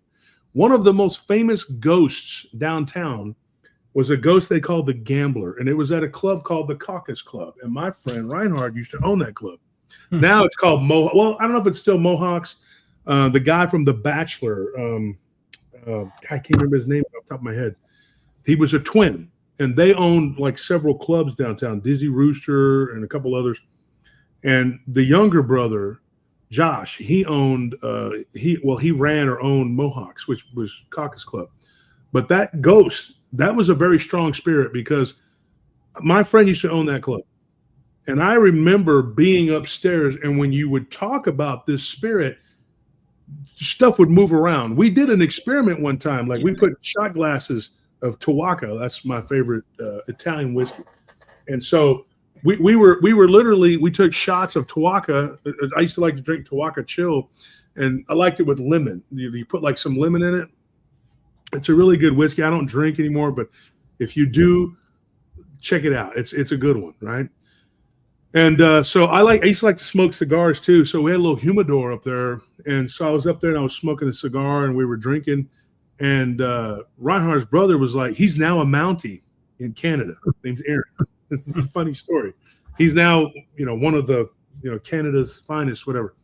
Yeah. And so Aaron tells me, he says, they're originally, their mom is Dutch, right? But their dad was an American. And he was actually a highly decorated officer in the military during World War II. And so anyways, Aaron says, we've done some experiments up here. There's a ghost up here. So I'm with a bunch of my friends, like maybe a dozen of us. So my friend Eddie Versace, he tells me, he's like, that's not his real name. That's what we call him, Eddie Versace. But Eddie's an Italian dude, right? But anyway, he says, look, he goes, I want to see, because he used to work there. He said, I want to see this ghost. I keep hearing it, but I don't see it. I hear it. And so he said, let's do this. He's like, everybody, let's take a shot and put your shots in the glasses in the middle of the whatever, and let's see what happens. So his girlfriend, she claimed to be like this. The girl she was dating, it was some Colombian girl or something from somewhere like that. I don't remember where she was from. But she said, and this really happened, right? And she was like, telling my friend Noga, he's a black dude, and Noga was just like, man, I don't want to be up here with all that bullshit. So I was joking around. So I ran up and I blocked the door, so that these three black dudes were with us. They couldn't leave. I said, y'all can't go, because they get real scared. They're like, no, man, I ain't finna be up here with no ghosts. Maybe get out the way, Wolf. For real, man. I don't want to have to fight. I said, you ain't gonna fight me, man. I'm just gonna stand right here in front of the door. And I wouldn't let them leave, because we heard something on the wall, and it sounded like fingernails on a chalkboard. Like, and I got a million of these stories, I'm telling you. There's a lot of weird shit down there. This one was off of Red River. You can look it up. It's called Mohawks now, I think. But years ago, all the politicians from the Texas Senate used to go there happy hour and drink during the afternoon. Not even that long ago, right? What's going on, Drake? So what ended up happening? Following up. So what happened was, we put the shot glasses. We all did our shot. It was like a dozen people up there, right? And this dude fell down an elevator shaft like a dumbwaiter. You know what I mean? And he died. Well, the story, I'll tell you what it has to do with what we were talking about. This is what happened. We put the shots in the middle, and I kid you not, while we're all joking and laughing and all this commotion is going on, and I'm pushing Noga and Stuff, these two, Stuff is another guy, he's a black dude. They were all like, get out the way, Wolf, whatever. Stop playing, man. You play too much, boy. You play too much. And so I was shoving them back. I was like, no, y'all ain't going to get out. You're stuck here. These shot glasses, they rearranged. And then one of them flew and hit like the concrete. There's like concrete wall with like rock, right? And it was like, you could hear it.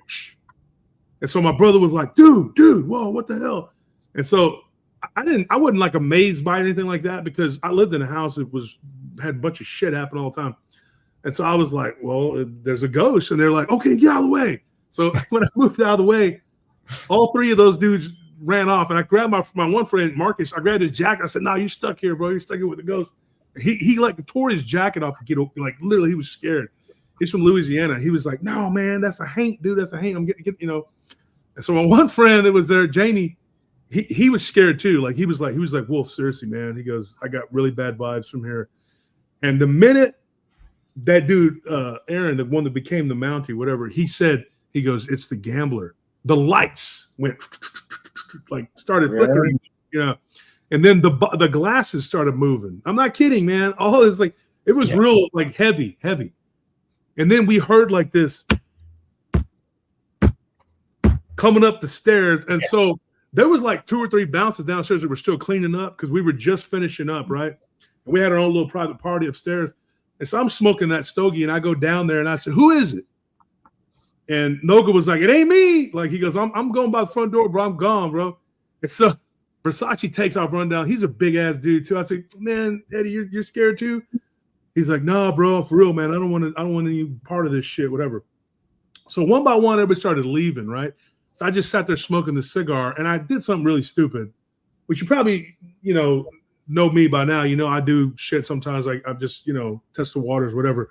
I said, fuck you, put out my cigar, you bitch. Like that. I said that out loud, right?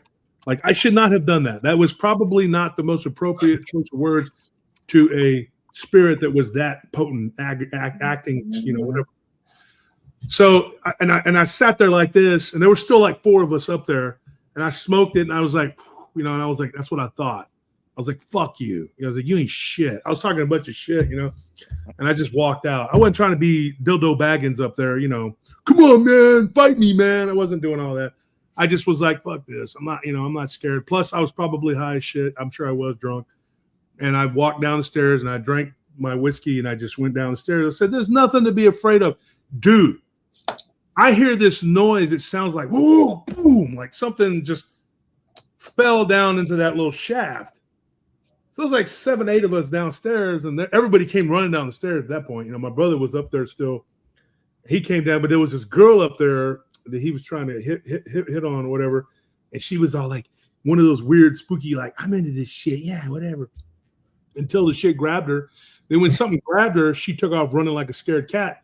So then he came running down behind her, and he's all like, did y'all hear that? And I was like, well, how couldn't we? It sounded like an earthquake. So all these bouncers, right, came up, and this bartender girl, she was working there at that time, and the girl there was a girl I was dating, she was working there too. They were closing up, and the girl I was dating was like, Wolf, can you stop? She goes, there's some really dark energy happening right now. And I was like, and I don't give a shit. I don't care. And I didn't. And I was like, let's do a flaming Dr. Pepper. And she was like, hell no, man. No, I'm not doing anything with fire or anything like that.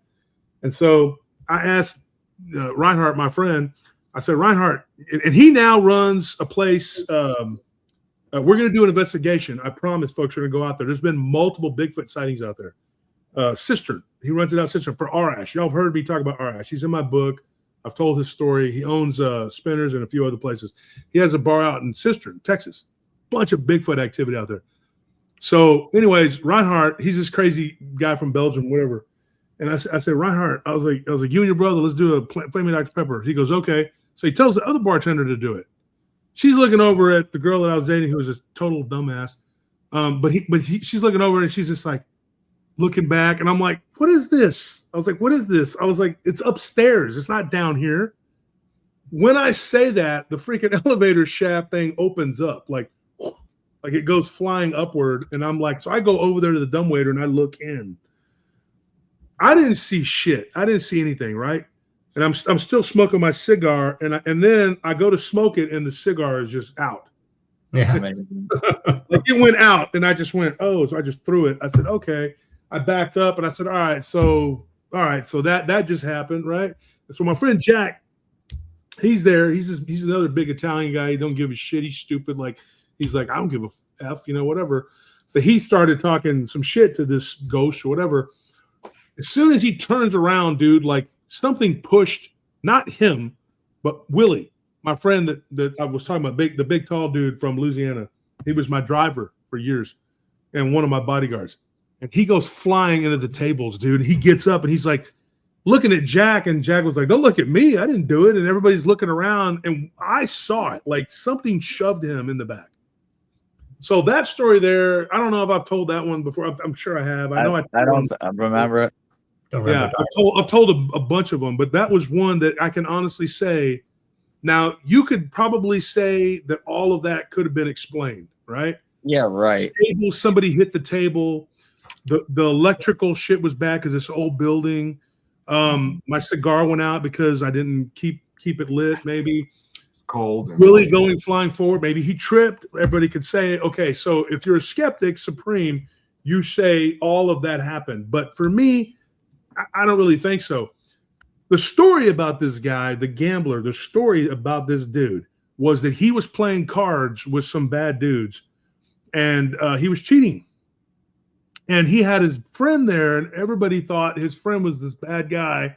I guess he used to ride with Sam Bass or something like that. He was this outlaw. Look him up. He was a really badass dude who was gunned down right there in downtown Round Rock, which is just a suburb just north of, it's just east of us and just north of Austin.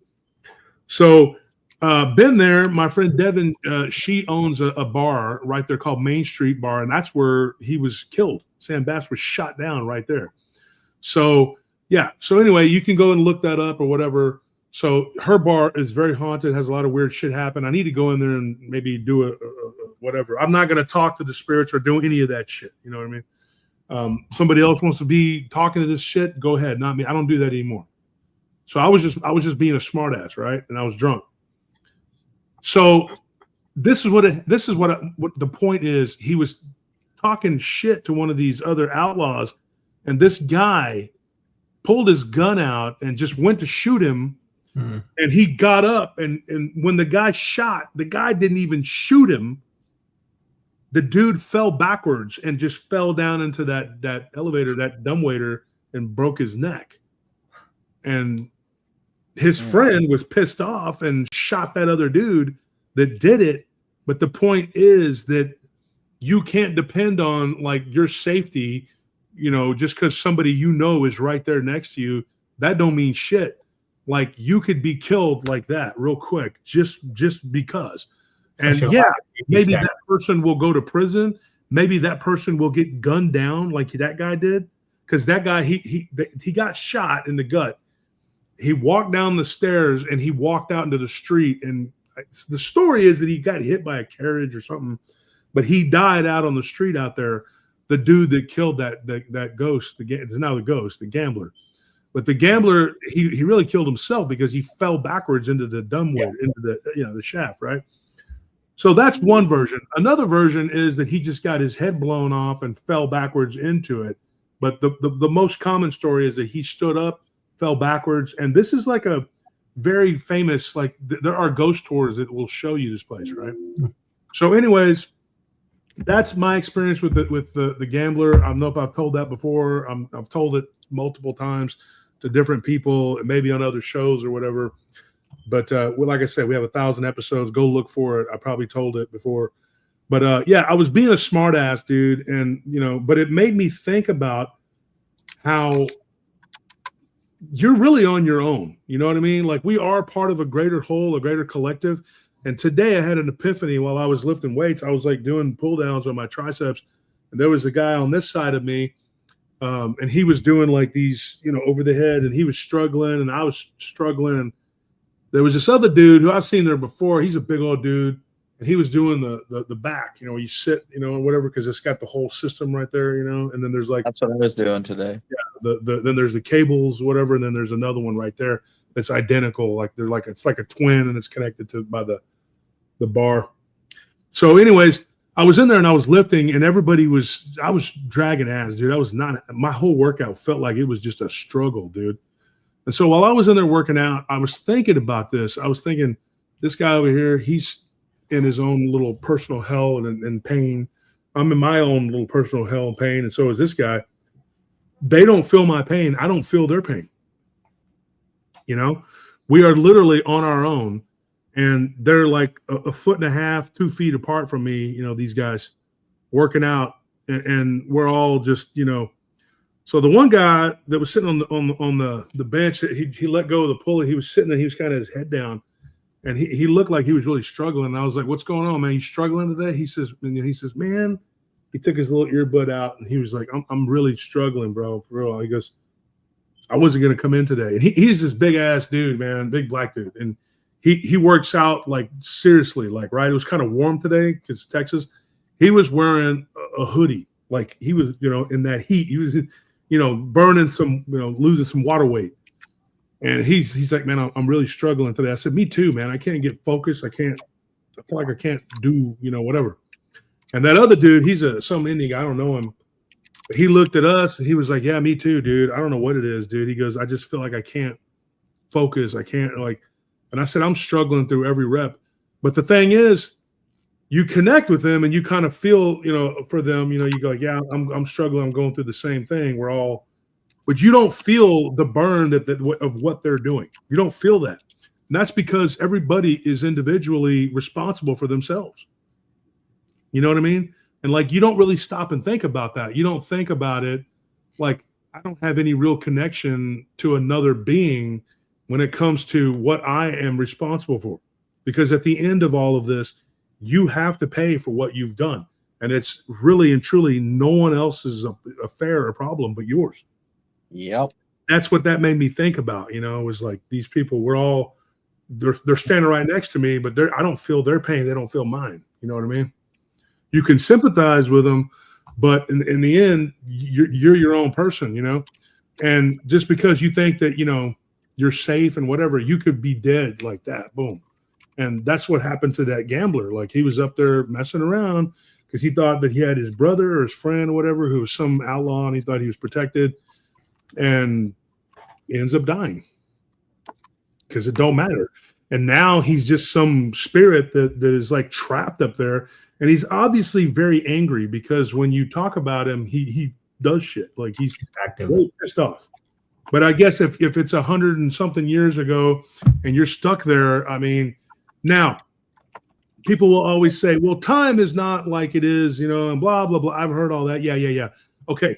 But what if they know? Yeah. How do they know? What if when you pass away, what we've talked about on the show with Sean, if y'all go back and listen to those Friday episodes, that fractal, that fragment of your mind is still stuck in this linear time. And time is like that for you still, because that's part of your penance for being a dumb shit piece of crap, whatever it is that you did. So that's something to think about. Like people don't really, they always try to think, oh, well, when I die, it's going to be like this and like that. You don't know that. And even the book of Enoch says that there's a jail in heaven. So, yeah. It's not all like everybody thinks like, oh, you know what? All I got to do is ask God to forgive me and I could I'm home free. No. I promise you 100,000%. I promise you, I don't know all the secrets of the universe, but I know a lot and I can tell you what's going to happen. I can give you a little preview of this, right? You will pay for everything you've done. There is no way around that. There is no way around that. 100%. You will suffer for what you've done. The reason I know this is because I've interviewed over 1,000 people who've had near-death experiences. A lot of people who I've interviewed on the show who've seen Dogman, Bigfoot, ghosts, whatever, you name it, had curses, black dog, whatever. They've died. A lot of these people have died and come back. And they'll tell you they were feeling every bit of the pain. Not all of them, but some of them will tell you that they felt like all this pain and suffering that they caused other people in life. I've already gone through that. Some, when I've been asleep and I've had these weird dreams, I've felt pain and suffering and I've woke up crying because of the pain that I caused somebody, and I felt their pain, not just, physical fighting, whatever, but emotional, how you treat people, things like that. And you will suffer for what you've done. I promise you. Now, views. Yes. Yeah. Past life. Yeah. And God is forgiving and he's loving, but patience, God is patient, but it's up to you because you're the one that ultimately makes the connection to Christ or severs it. It's totally your call. These people that are like, oh, I hate that God allows these things to happen and blah, blah, blah, blah, blah. God doesn't make or allow or make anything to happen. We, as either as a collective or individually, we do it. Now, you can make free will, right? You can make connections with people and you can enter into agreements spiritually with people and do all kinds of crazy bad shit, like some of these covens and things like that. People do this. And you're responsible now for the whole collective. That's why there are laws where if somebody that you're running around with gang stalks somebody, cyber stalks somebody, you're liable. Yeah, because now you're a part of that. It's literally like it's kind of like what do they call it? Whenever you're part of a criminal organization, Conspiracy. Conspiracy, yeah. And racket, and what's it called? Not it's a racketeer, RICO.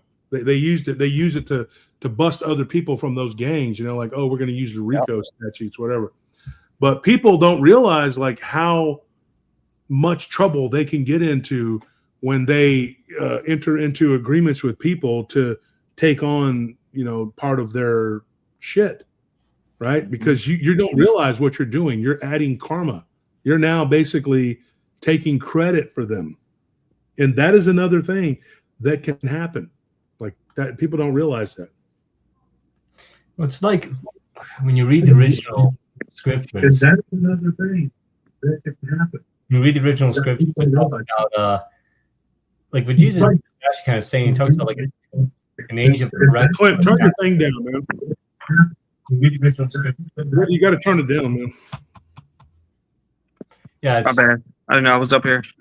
All good, all good. It talks about like an aeonos, or an age of correction, for a lot of beings, and the punishment levels will be less for those who don't really know what they're doing, and there'll be more for those who actually know what they're doing. Then there's the second death, which I don't view as an eternal hellfire. I view as a cleansing or resetting thing, but that's my personal view because I couldn't send anyone to burn for eternity. That's something I couldn't do. But it's kind of like that. You kind of say, Josh, in these past life reviews people have, where they see everything they've gone through and experience everything they've done to other people. And I've not been perfect in my life. I'm sure I'm gonna have some pretty bad moments. So, you know, so I've got to try to do as much good as we can and try to be forgiving to people, which Jesus teaches us to. Before we get to the other dream you had, the one that, you know, really was quite serious for you, Josh. What was I gonna say? Oh yeah, the haunting stuff. Your story reminds me of the time of the footsteps up the stairs. The one I had, I was in the funeral home on the Saturday by myself and had the footsteps come down the hallway and stop right in front of me. That's exactly what that reminds me of. That was not a I still can't believe that you worked in a mortuary like that, dude. To hell with that shit. You know, I worked downtown in some of these places that were pretty bad, and apparently the club next door to us, which there was a club, and then there was a tattoo parlor upstairs. Apparently, that was where the undertakers were at one time downtown. So when somebody would get shot or stabbed or get their ass ripped, then they would put them in the, you know, they would just set them there, right? They would just sit there, you know. And they had an ice house like right down the road, and they would bring the ice and put them on ice or whatever. Yeah. And so, yeah, I didn't realize that, but that club was extremely haunted. This place called Ivory Cat, and it was a piano bar. And I knew a couple of the bouncers. There was one guy, Crazy Dave. I've known him for years. But that dude, man, like he told me some wild stuff there. Wild stuff. Like, dude, I think it made him a little more crazy because, like, I think he got an attachment from that place because years later, we were talking on Facebook and he was talking about, he was taking like martial arts. He became a big time martial artist or whatever. And like he was traveling, right? So he was in Thailand and like whatever was on him or around him became agitated with something that was there in Phuket. And he saw this entity crawl off of him in a dream and fight with this snake-like thing that had come through the window. So that's a whole nother story. So years later, right? So this was about 4 years ago, right? I hadn't heard from him in forever. Like he's one of those rogues just all over the place. And he calls me one time and he was in Malaysia.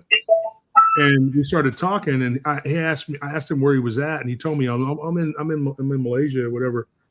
And he traveled all over the Orient. He believed he had a past life. He was Asian. That's why he did what he did, you know. But he told me he thought that maybe he got an attachment. He called it a ghoul that followed him around from that place and I told him, I said, that's because that used to be where they stored the dead bodies. And he was like, really? He didn't know that. I said, yeah. So I know the history of downtown because I was going to write a book about it because that's so many stories. But yeah, hey, so Clint and Madison, is it Madison? I've never seen you before. Hi. Yeah, You I'm seem, new. very happy. So Clint, what do you got for us? And then we'll get to Madison. What do you have, Clint? Yeah, what's up, brother? My camera's kind of shifty. It's not like moving with my head. So if you see any weird head movements, it's like lagging. Just so you know. But I wanted to tell you about my dreams. Since you were talking about vampires a little bit in dreams, I definitely want to tell you about my vampire dream I had. If that's okay. Yeah. Snap. I love vampires. Right. Yeah. I don't love them, but I mean, yeah, let's get into Yeah, it. of course. All right, so this night terror that I had, I was in a dream where I was in a city, and it seemed familiar, but I wasn't sure like what city it was. But as you've heard about about like the people, well, the government or whoever is doing it, that's replacing the street lights with like the purple UV lights, almost. I guess and that's what it Pure was. mind control. Yeah. So exactly, or to expose the bid shot, right? So that was all happening in the dream. It was all ultraviolet lights when I was walking down the street. And then all of a sudden, I started seeing people running, next to me, by me. And then I seen people start chasing after me with, glowing yellow eyes with, serpent black eyes, that go straight up and down, just like reptile. And Creepy. I, started trying to just, run as fast as I could to get away from these, vampires. I know, because I knew exactly what they were, when I seen them. And I tried to get away from them, but I couldn't. And I ultimately ended up getting bit by one of them. And I knew I was going to turn into whatever the hell they were. And that's what happened. Is I ended up turning into, I guess, a vampire in my own night terror dream. And so after I got bitten, I had these like extraordinary, I don't know, fits of strength and like endurance and just everything you think a vampire would have that you see in the movies and everything like that. I had, which obviously is crazy. And so I went down to like the next corner street where this other building was, and I seen all these other vampires that were turned, they were human, that were turned, that were inside this one little corner store. It seemed like that were just trying to find other humans to feast off of, and they were actually plotting and stuff like that, but they were monstrous and like, they were beastly, like, it's just like the devil wants you to be like an animalistic kind of person, because how the devil wants you to be, not of God and everything like that. And I knew that, but at the same time, I was this thing, and I had these extraordinary powers to where I could run so fast in my dream. And usually dreams, how dreams where you're aware of them, especially lucid dreaming and whatnot, you get slower and slower. Or if you're trying to fight somebody, you punch somebody, the punches get slower. I was hyperrealistic fast. Like this literally happened. And I started going really fast, like running around, and eventually coming to like kind of the end of it, there was an airplane flying in the sky. And I decided that I wanted to jump up to where the airplane was and jump on top of it. And I jumped on top of this airplane, and I was kind of like really upset that I got changed to a vampire. And I kind of like steered the plane into like one of the cities, and I was trying to take it down, and eventually, it went down and blew up, and that's when I woke up. But that's just one of my dreams that I've had, that, and I've been on here a couple of times where, mostly the entities that I encounter, whether vampires, demons, tall white alien beings or whatever, they all have the same eyes, it seems, which are yellow with the serpentine eyes. Just like when I was, in sleep paralysis and the succubus that was on the steps staring at me. She had the same eyes as me, or same not as me, but as the other demons and everything like that. So I definitely relate to what Josh is saying about his dreams because I've had so many night terrors and so many sleep paralysis experiences, and the other one that I had that is kind of crazy is that when I astral projected out of my body, because usually when you have sleep paralysis, and I've had sleep paralysis over a couple thousand times already, which most people won't experience, apparently sleep paralysis about Wait, hold once on. or When you twice say in you've their had sleep paralysis in over their 2,000 times, do you mean like a lot, or you've literally had it that many times? literally. Wow. Yeah, I remember you said that when you were on last time. Right. Yeah. And so the only thing I want to say that was going to tie in with what John said about him seeing like future maybe events and whatnot, and I'll re-innovate it, is that when I astral projected one time, and this was a few years ago, back when the Russia and Ukraine war started, I was freaking out because I had sleep paralysis once again.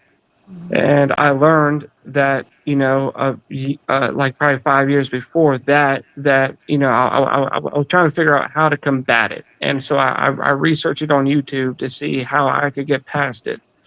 Whether or not you wiggle a toe, your leg or arm, whatever. And so what these people did, where I seen what they did, they literally went into a hotel room during the daytime. It was about 10 or 15 of them. They were probably witches or whatever. I don't know at that point. This is 15 years ago now. And they would actually induce themselves to have sleep paralysis.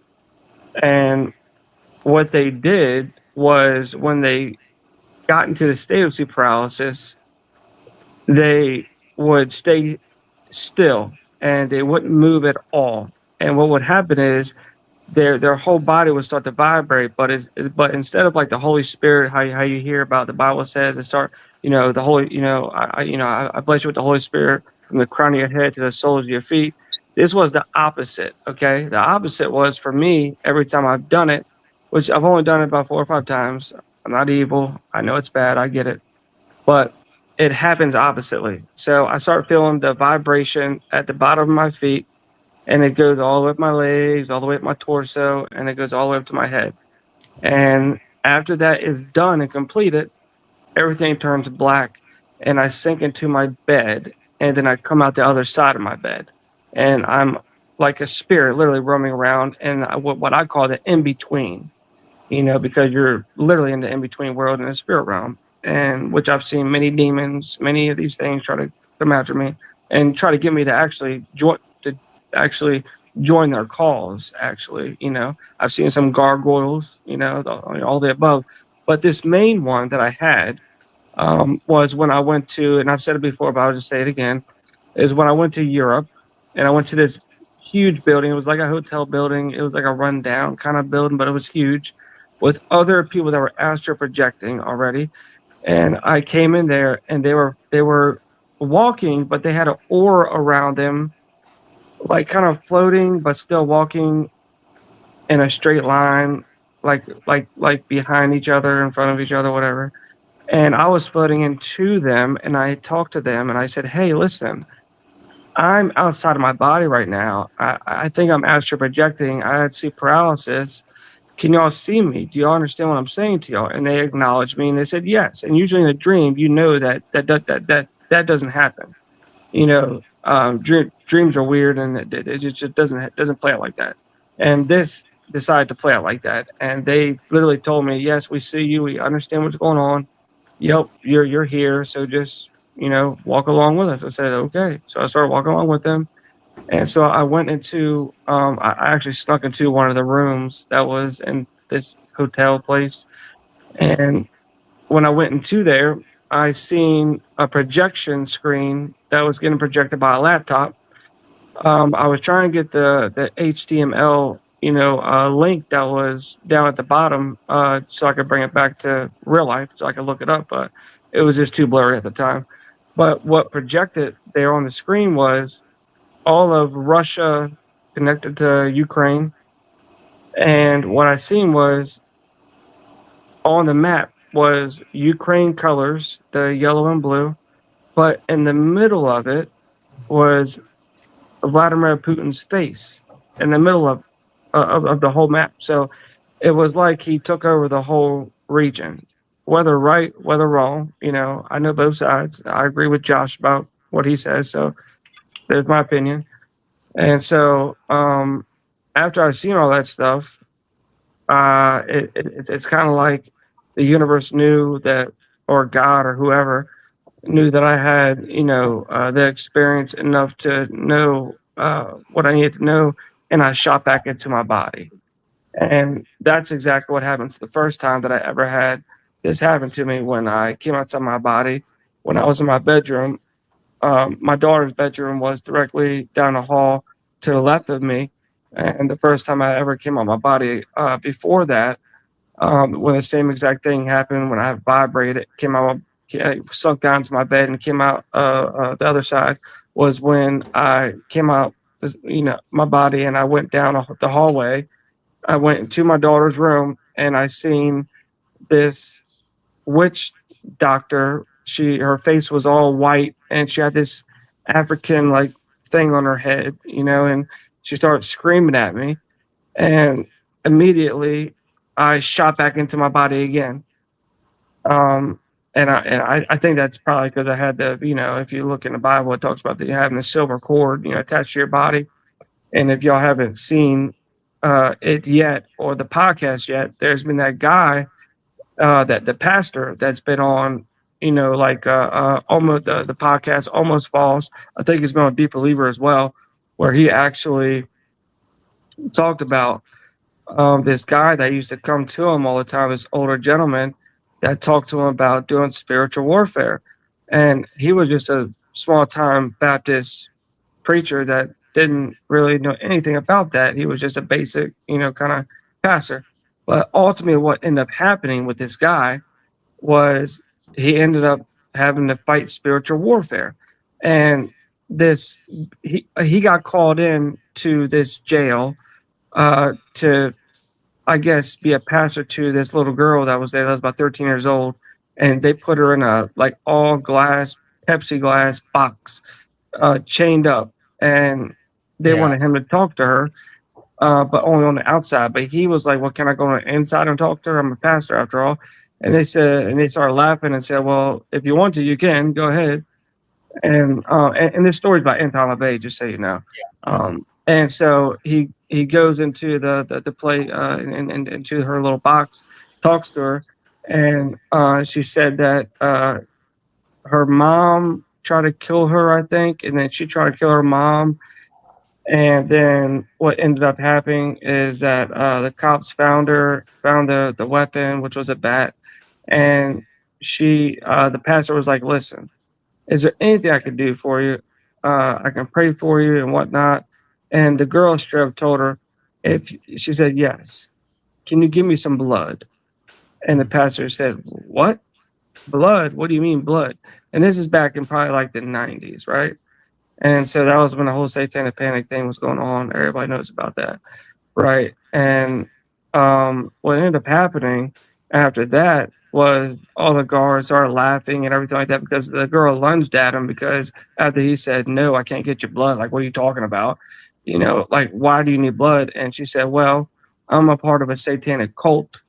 And that's what they do. They drink blood and they get, kind of energy powers from it. And then eventually, years later, in his church, this lady shows up into his church, and she's just like so scraggly and just it just looks like a hobo, and walks in and just wanted to just really need help.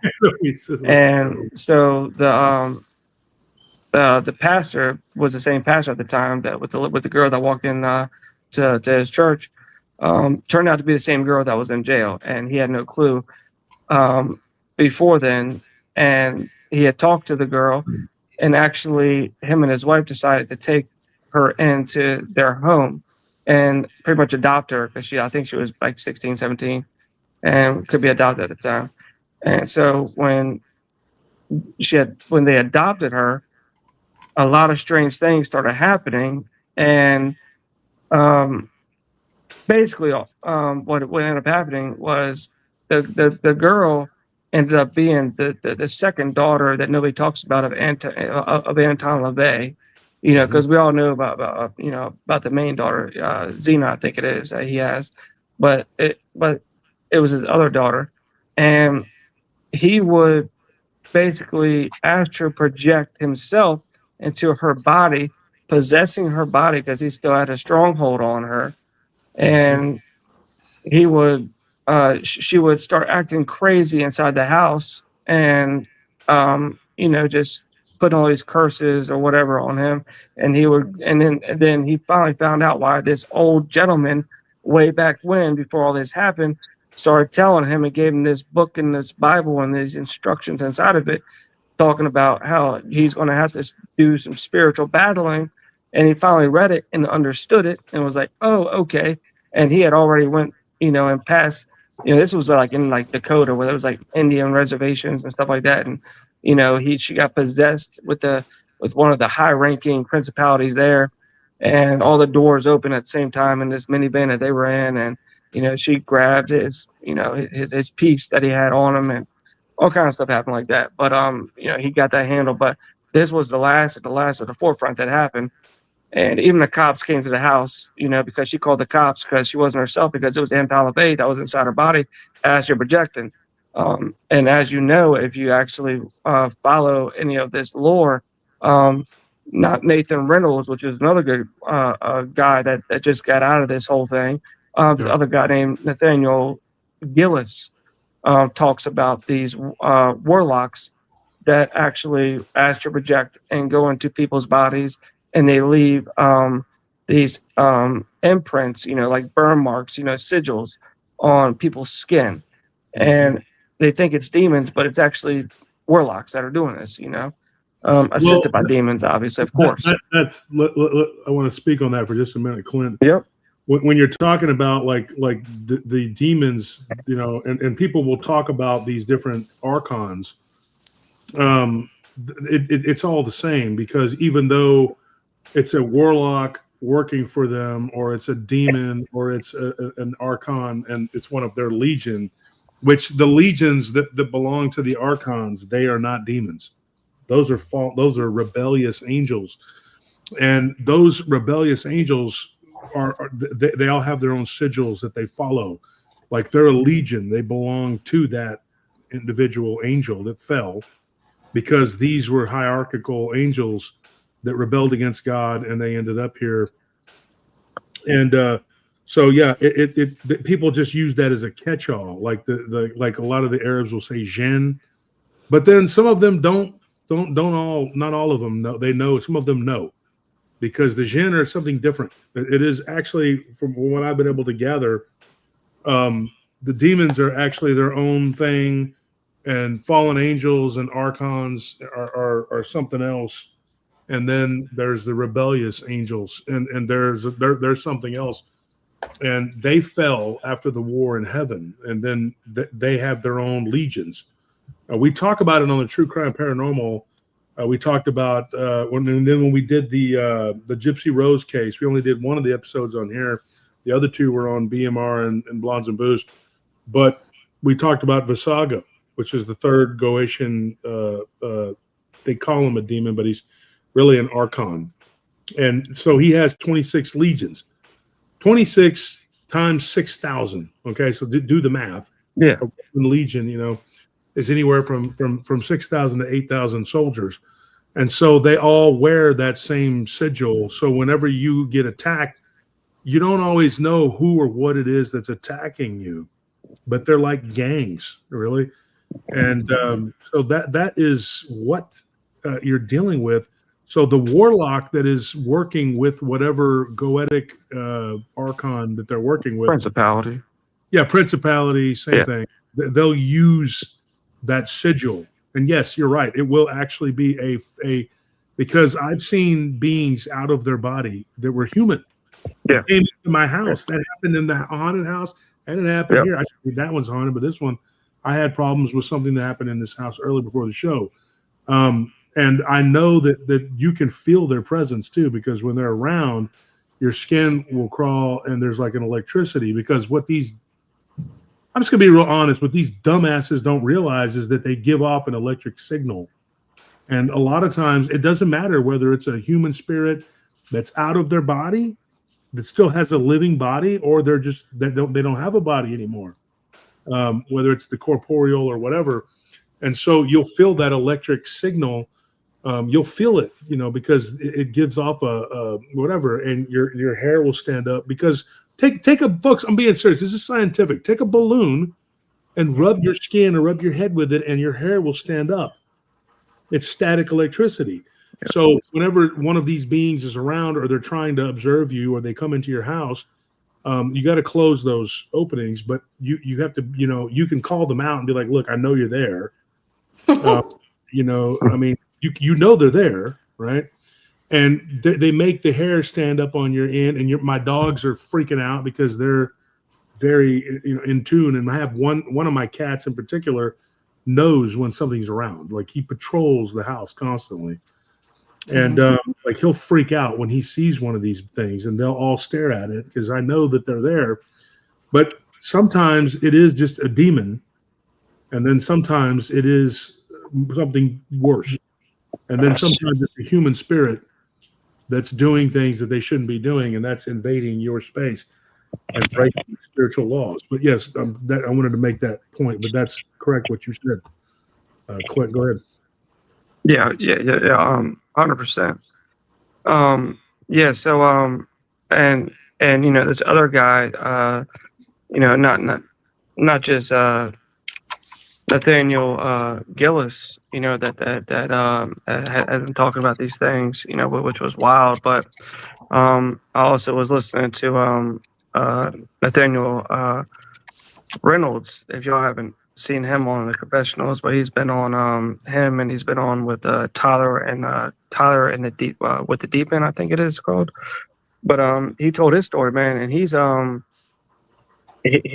victim of when he was younger, his parents were I kind of forget where I was going with the whole thing with the other guy, but this other guy, we'll just talk about.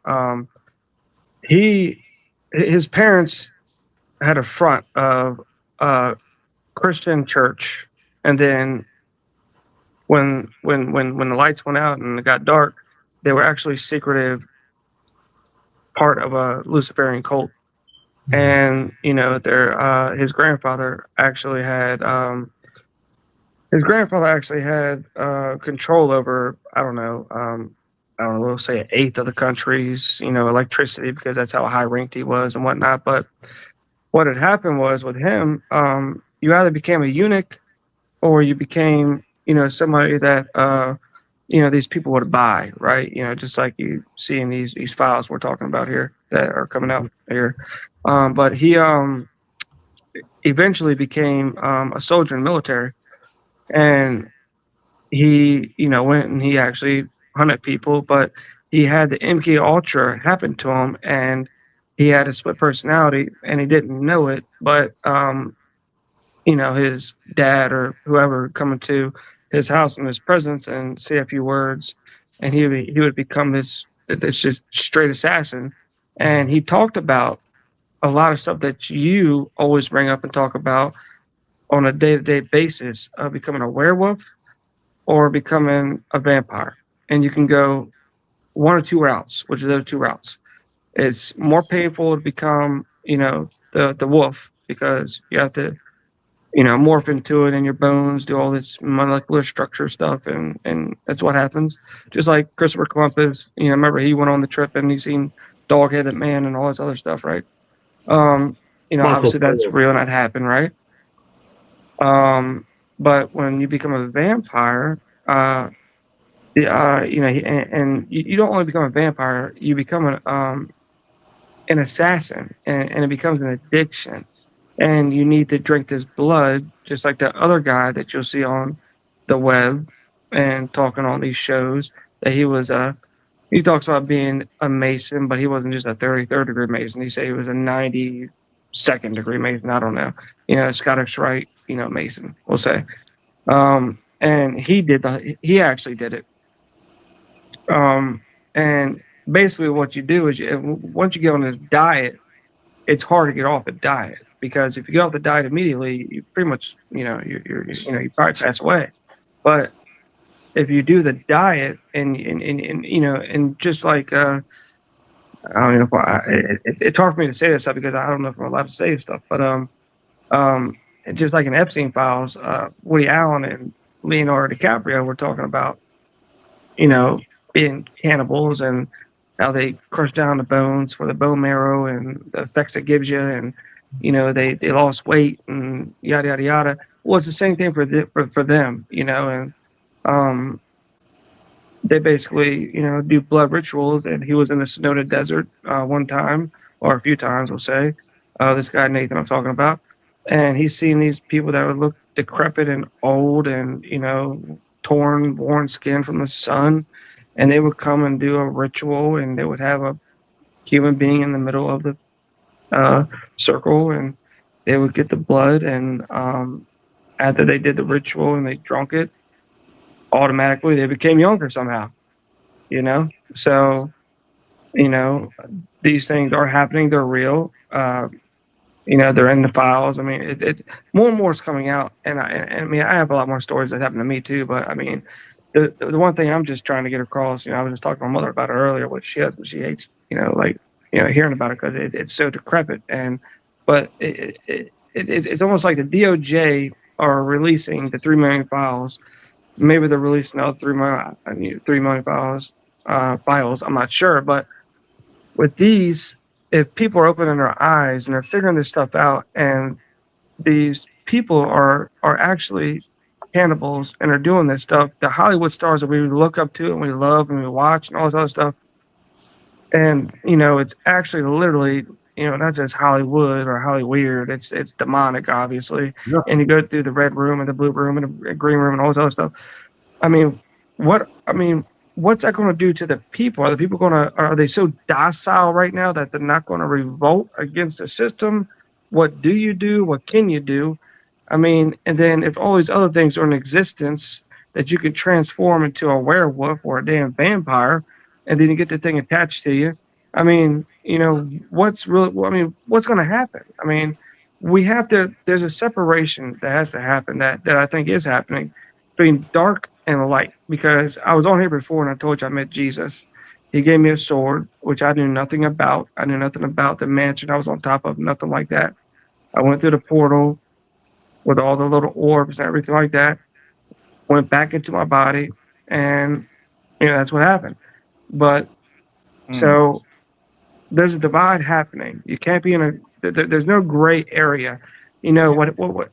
So I'll just give you one example real quick, and then I don't want to talk. I don't want to take up everybody's time. But my brother, we are complete opposites. Okay, we're 3 years and 3 days apart. All right, he was a drug addict for his whole life. Okay, I'm 34. He's 3 years older. He's 37, and he just got off drugs 2 years ago. Okay, and he's now been going down all the rabbit holes that I've been down for the last 12 years.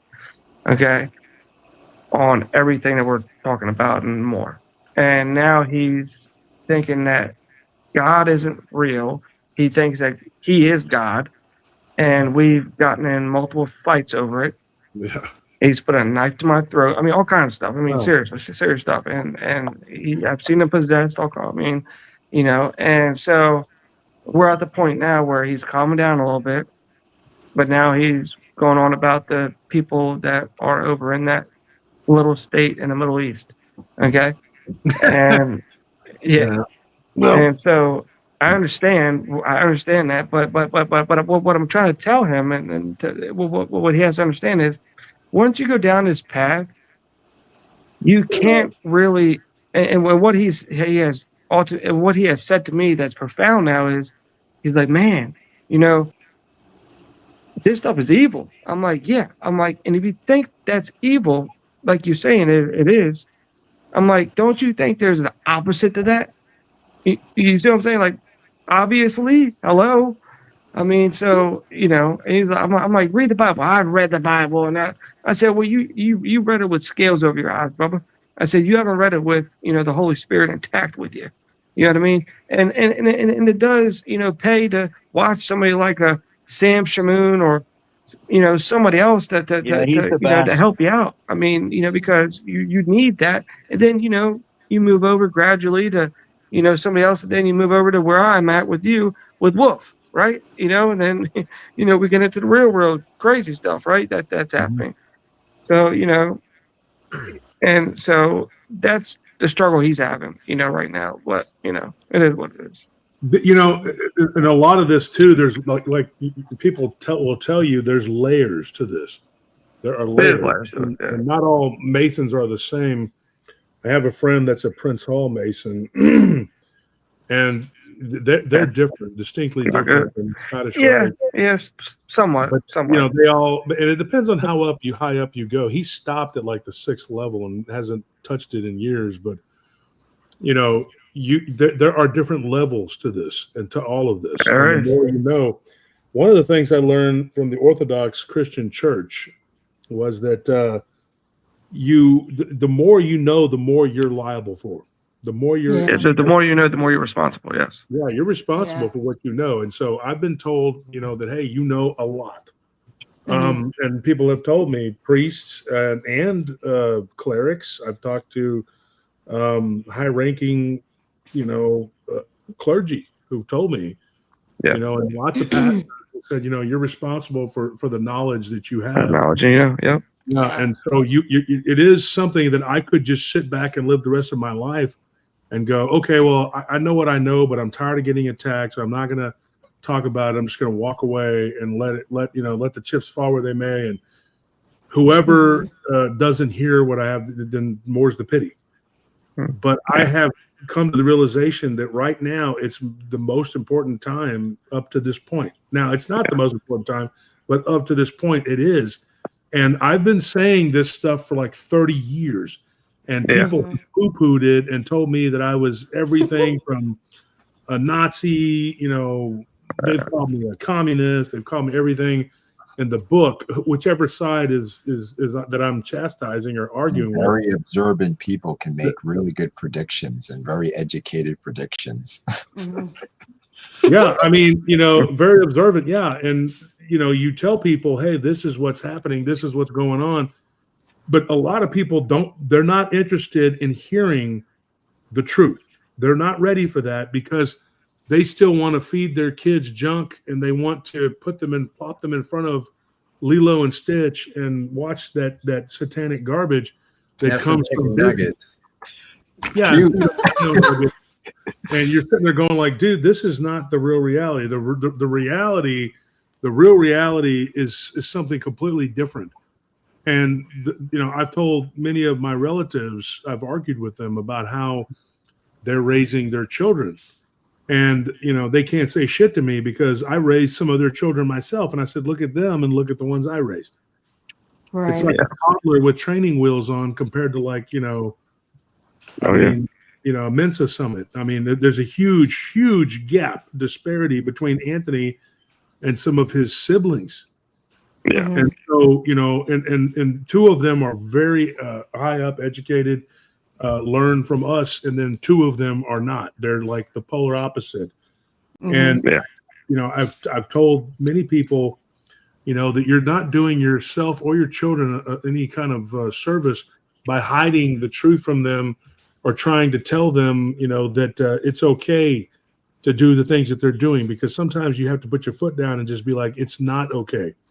And I've lost friends who recently have returned to my life because now they know that I'm not crazy, because I was saying that they were eating children 30 years ago. I literally was downtown and I was telling people that they were doing these things. And I know that some of the guys in my clique probably were like, yeah, he's a good dude, but he's a little out there, but we were all doing bad shit. Nothing like these. Right. No, I'm talking like, criminal, whatever bullshit, long ago. Oh yeah. And so these people probably thought, he's a tough dude and whatever, but they weren't buying into what I was telling them. And I kept telling them, I said, the truly evil people are not us. The truly evil people are the ones in charge. Yeah. And it's cool to sit there and rage, against, the machine or whatever the hell it is. But it's not when you don't really understand who you're raging against. You look like a lunatic when you tell people that the Austrian painter was onto something, right? So when you say that, people are like, what in the hell are you talking about? And then I tell them, I said, because if you haven't read their books, then you don't know what they're talking about. You don't understand the true nature of who they are, what they're capable of, and what they're doing, and what their end game is. You don't know. Now, that's why it's very important. And I'm not plugging the show. I'm telling you, go listen to True Crime Paranormal, because we get into who these awesome show. Awesome show. I appreciate that. I mean, we put a lot of work into it, and we talk about these people. We're talking about Chris Watts coming up on Friday, or Saturday. Sorry. When you look at what these people did, and you look at how they did it, there is evil, archonic evil behind it that makes that happen. And they are actually not the main. That's a byproduct. They're like radium from uranium. When uranium depletes, it becomes, the radium is like a waste product. Serial killers are a waste product of our society. People don't realize that. They don't know that. Gang members that shoot and kill people, people that are serial killers, mass murderers, all these killers, these people that assault people, the graping. The people that are doing all of this is a byproduct of the satanic order that has been ushered in. And when you got people like Putin saying these people are vampires, literally, he called them that. And he said, he goes, it's coming to an end. Dude, Russia's the good guy. I heard that. Yep, I heard him say that. Yeah.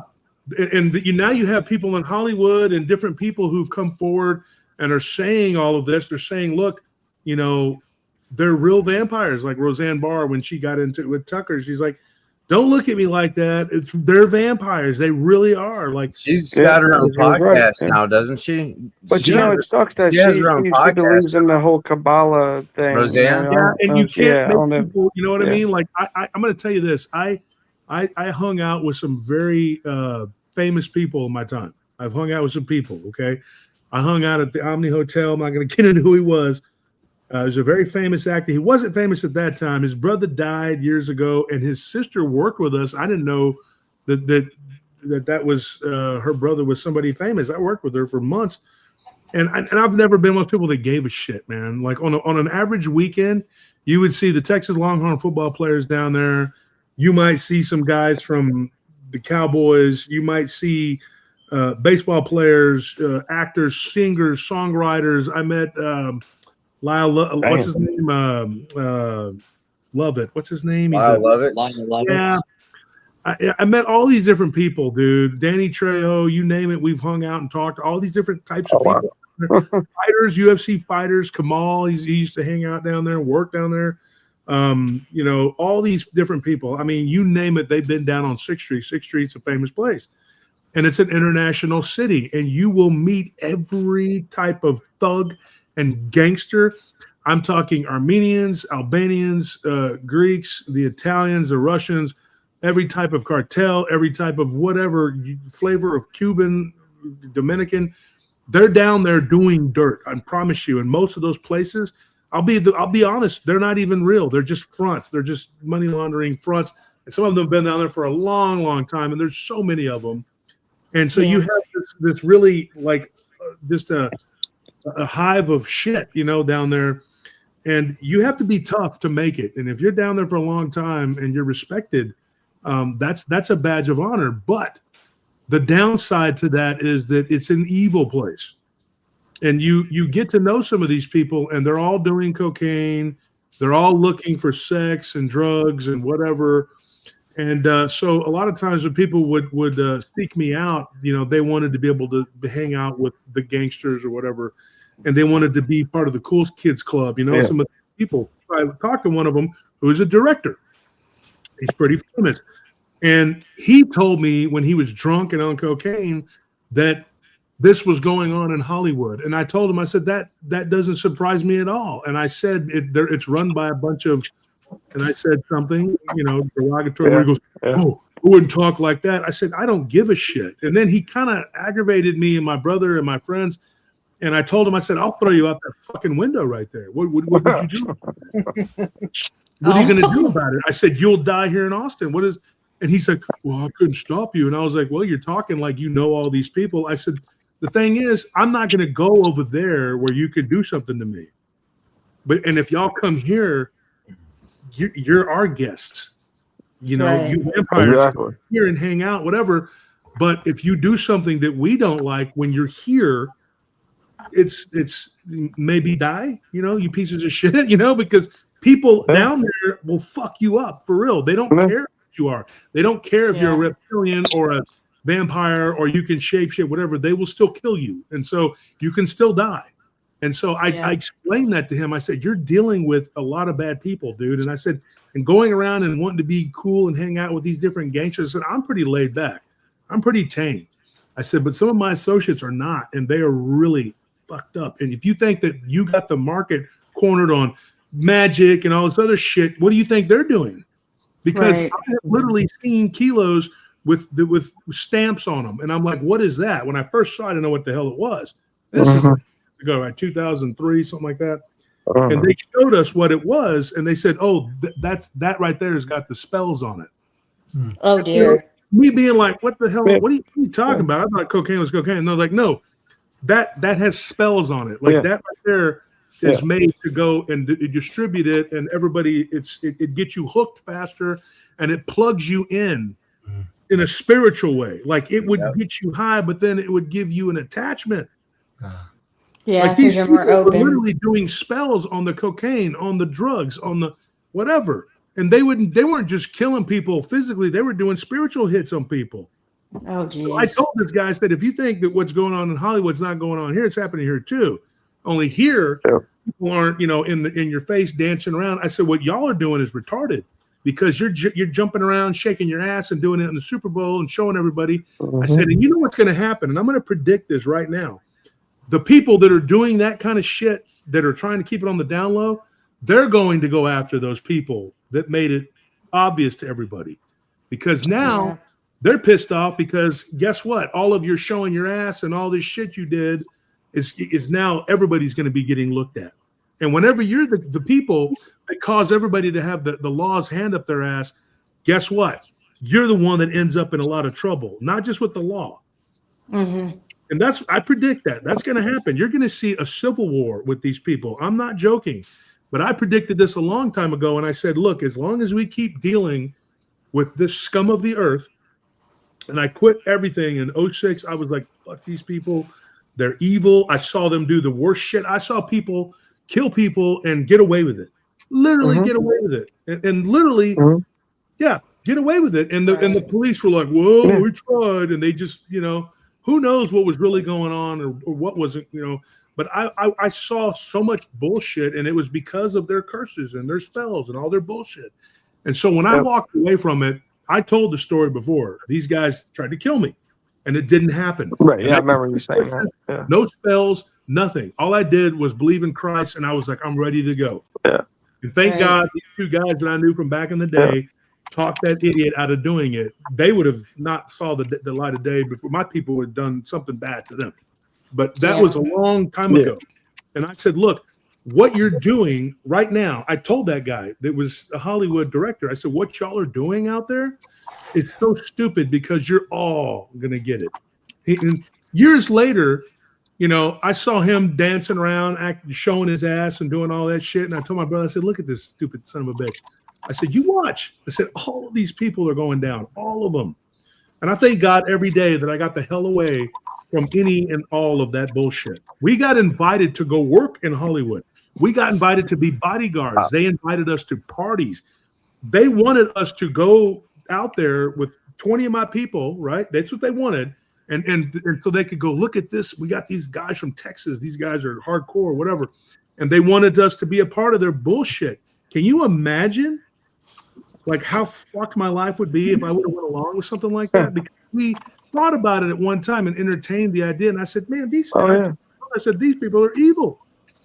They're vampires, dude. They drink blood, dude. Seriously. California is not for me, man. I've been there. I didn't like it. I didn't even think vampires were real for the longest time. I just always thought it was, just Bram Stoker's that book and all that. And I was like, oh no, they don't exist. But and watching TikTok, and then I came on to the Paranormal Roundtable, and I started doing some research, and I'm like, oh snap. Yeah, Bram Stoker Dracula is a documentary. You didn't know that? Yeah, it is. It is. It Well, really is. Werewolf, dude. I mean, Yeah. Like all of that stuff. We've talked about that on the show before. Things right in my eyes. Well, I've seen vampires. They're real. Well, I come from a religious family, and they don't believe in any of that. Anything outside of God and Jesus and Holy Spirit is demonic and stuff. And I always knew that there was a supernatural. I always knew that there were things that we couldn't see, things that the world isn't always black and white, but only people with abilities can see them. I always felt like, and I would see things, and I didn't realize I was a medium until like a couple years ago. But so when I was a kid, I've always had this fear of water. I don't like large bodies of water. And it was always this weird fear, and I could never really figure out where it was coming from. I just kind of, it got to a point where I just kind of accepted that was, this was this weird fear of mine, whatever. I mean, I don't like lakes, I don't like oceans, I don't like rivers. If it's not clear, I'm not putting my feet in. We would go out to Florida during the summer, and my mom would have to get me one of those shoes that you can wear in the water, because I'm on the spectrum autistic, so I have some sensory issues. But like, I was just like, the feeling of the getting in the ocean without no shoes on was like, So anyway, I would have these dreams where I was falling off of something or jumping off of something, and I was landing in a body of water, and it was like this murky brown color. And occasionally I would see a body here and there, and it was like I was drowning, but I would wake up before I died. I would also have, I've been told I've had 2 past lives, and didn't really think too much into it. But I love history. I have a deeper connection to it. Medieval candles, the old-fashioned dresses, all of that stuff. That's just what I like. And so about 3 years ago, I started having these vampire dreams, and they would come and go. Occasionally I would see this man, didn't know who he was. And so because at the time I was a part of this religion, they don't watch any horror movies or anything with vampires or werewolves, stuff like that. And so when I would have these dreams, I would wake up in a sweat, and my grandmother would be like, are you watching something? Like, you need to watch what you're watching. I'm like, no, I'm not, because I wasn't one of those people that would watch horror movies. So then I just thought, well, maybe it's just work related, because sometimes our dreams can be indicative of something we're going through in our everyday life, like our fears, whatever. So they would come and go. Occasionally, maybe like once or twice in my dream, I remember looking in a mirror and I had fangs. And I was just like, oh my God. So, and I kept having the falling dreams, and then I would have these dreams of this horse. It was always the same horse. It was brown and white. Well, last year, I was a receptionist. I'm a medical assistant, but I kept being put up front. And one night I had this dream of this man knocking on my window, and I, like a thumb I opened it, and he walked up to me, about 6'4", real thick, short black hair, like down to his shoulder, a little bit of gray, freckles, very bright, vivid, neon blue eyes. He was wearing a black and white tie suit, whatever. He had a cape, and it had velvet, not velvet, but purple on the inside. And he had a top hat. And he walked up to me, and he kind of smirked at me. And I remember thinking, I don't know who you are, but it didn't feel predatorial. It felt like there's a reason this person is here. So I woke up in a sweat. I get to work, and I'm all like, just fell off. And the psychic that I talked to that I've known for a while, I told her about this dream, and she said, you have a vampire that is pursuing you. And I'm like, what? And she's like, I don't know why he's here because he's not saying anything, but I'll get rid of you. So a couple months went by and I was fine. Well, in between that time and the next time he came or he visited, there was this trailer, or you know how people will put together a movie will come out and somebody somewhere will get a hint of it and they'll start putting little trailers together and whatever. And I saw one of the characters in it, the main character, and I looked at it and I'm like, I didn't know any better. I swear to God, that's the person I saw in my dream, right? So we get to like November, and I just, for some reason, I don't know what it was. I watched this movie, and it was the Dracula movie that came out with Caleb Landry Jones in it. And I watched it, and I have a lot of good spirits around me. I have 2 spirit guides, and so it's like, all right, whatever. I think it was that night or the night after this guy came back. And I'm like, what? And at this point, I knew who he was. His name was Dracula or Vlad. Swear to God, I'm not crazy. This is real. So I'm like, what are you doing here? I thought I got rid of you. And he goes, oh, no, you can't get rid of me. And I'm like, and he called me his wife. And I was like, you got a lot of balls coming into my house telling me I'm your wife, because that's, no, sir. And he goes, yeah, I knew you would say that. Well, long story short, he is correct. Apparently the dreams that I was having, Vlad the Impaler, he was a real person. And I've talked to him a lot. He exists in a state called, not that when he was alive, Dracula is in a limbo state, which is like the worst place to be in.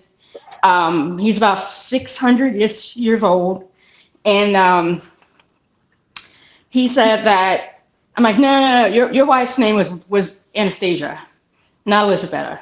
And he goes, no, apparently she has some people that were after her, so they changed her name, but her real name was Elisabetta. And they married for political reasons, but he loved her. And I guess she killed herself to avoid being taken captive by the enemy. Well, one day I was at work. Now, the psychic that I talked to does not like Dracula because he is a vampire. I don't feel threatened by him. Excuse me. I know he would never hurt me. If I felt threatened by him, I know what I'm doing. He would not be here. And she refuses to read his energy. She's like, I can't do it. So I have other people that I talk to. What'd you say? This is an entity that you talk to, and you call it Dracula? Well, it is Dracula. He'd be about 700, wouldn't he? I don't know. No. Yeah, about. I mean, almost 600, 700. But before you go any further, though, I got to say that there's 2 or 3 different things that I need to say here.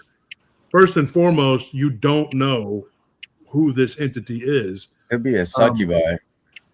Oh, really? It could be an incubus, yeah. Or incubus, I mean, yeah. But I would say this, not only that, though, what she's saying, though, and as weird as this may sound, and I'm not condoning or saying what she's saying is correct or true. Only you know the truth, Madison. But what I'm going to say to the audience right now is, and I think that's why the Shonacles, as me and Richard and everybody started calling it, were so important because that man up there with the glasses at the top across from Dick, he was on the show.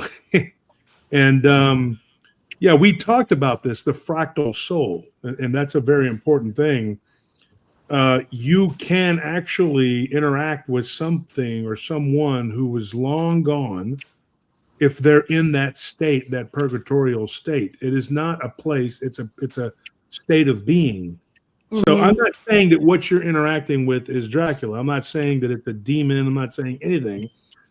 Me personally, if I had to say what it was, I would say it's probably demonic. But that what I'm trying to tell the audience is the nature of our reality, and eventually we will start to learn this as time goes on, that it's not as cut and dry as everybody thinks it is. I really hate that people have put themselves into the proverbial box of everything is a demon, or there's ghost people that believe everything is a ghost and they don't believe in demons. I've argued with both, and I don't wish to argue, but you can interact with something that may have been at one time a part of the soul matrix that is Vlad the Impaler. I'm not joking, because what you just told me, I've heard about 10 times in my life. Oh, you're not the first person that's told me that they've interacted with Dracula.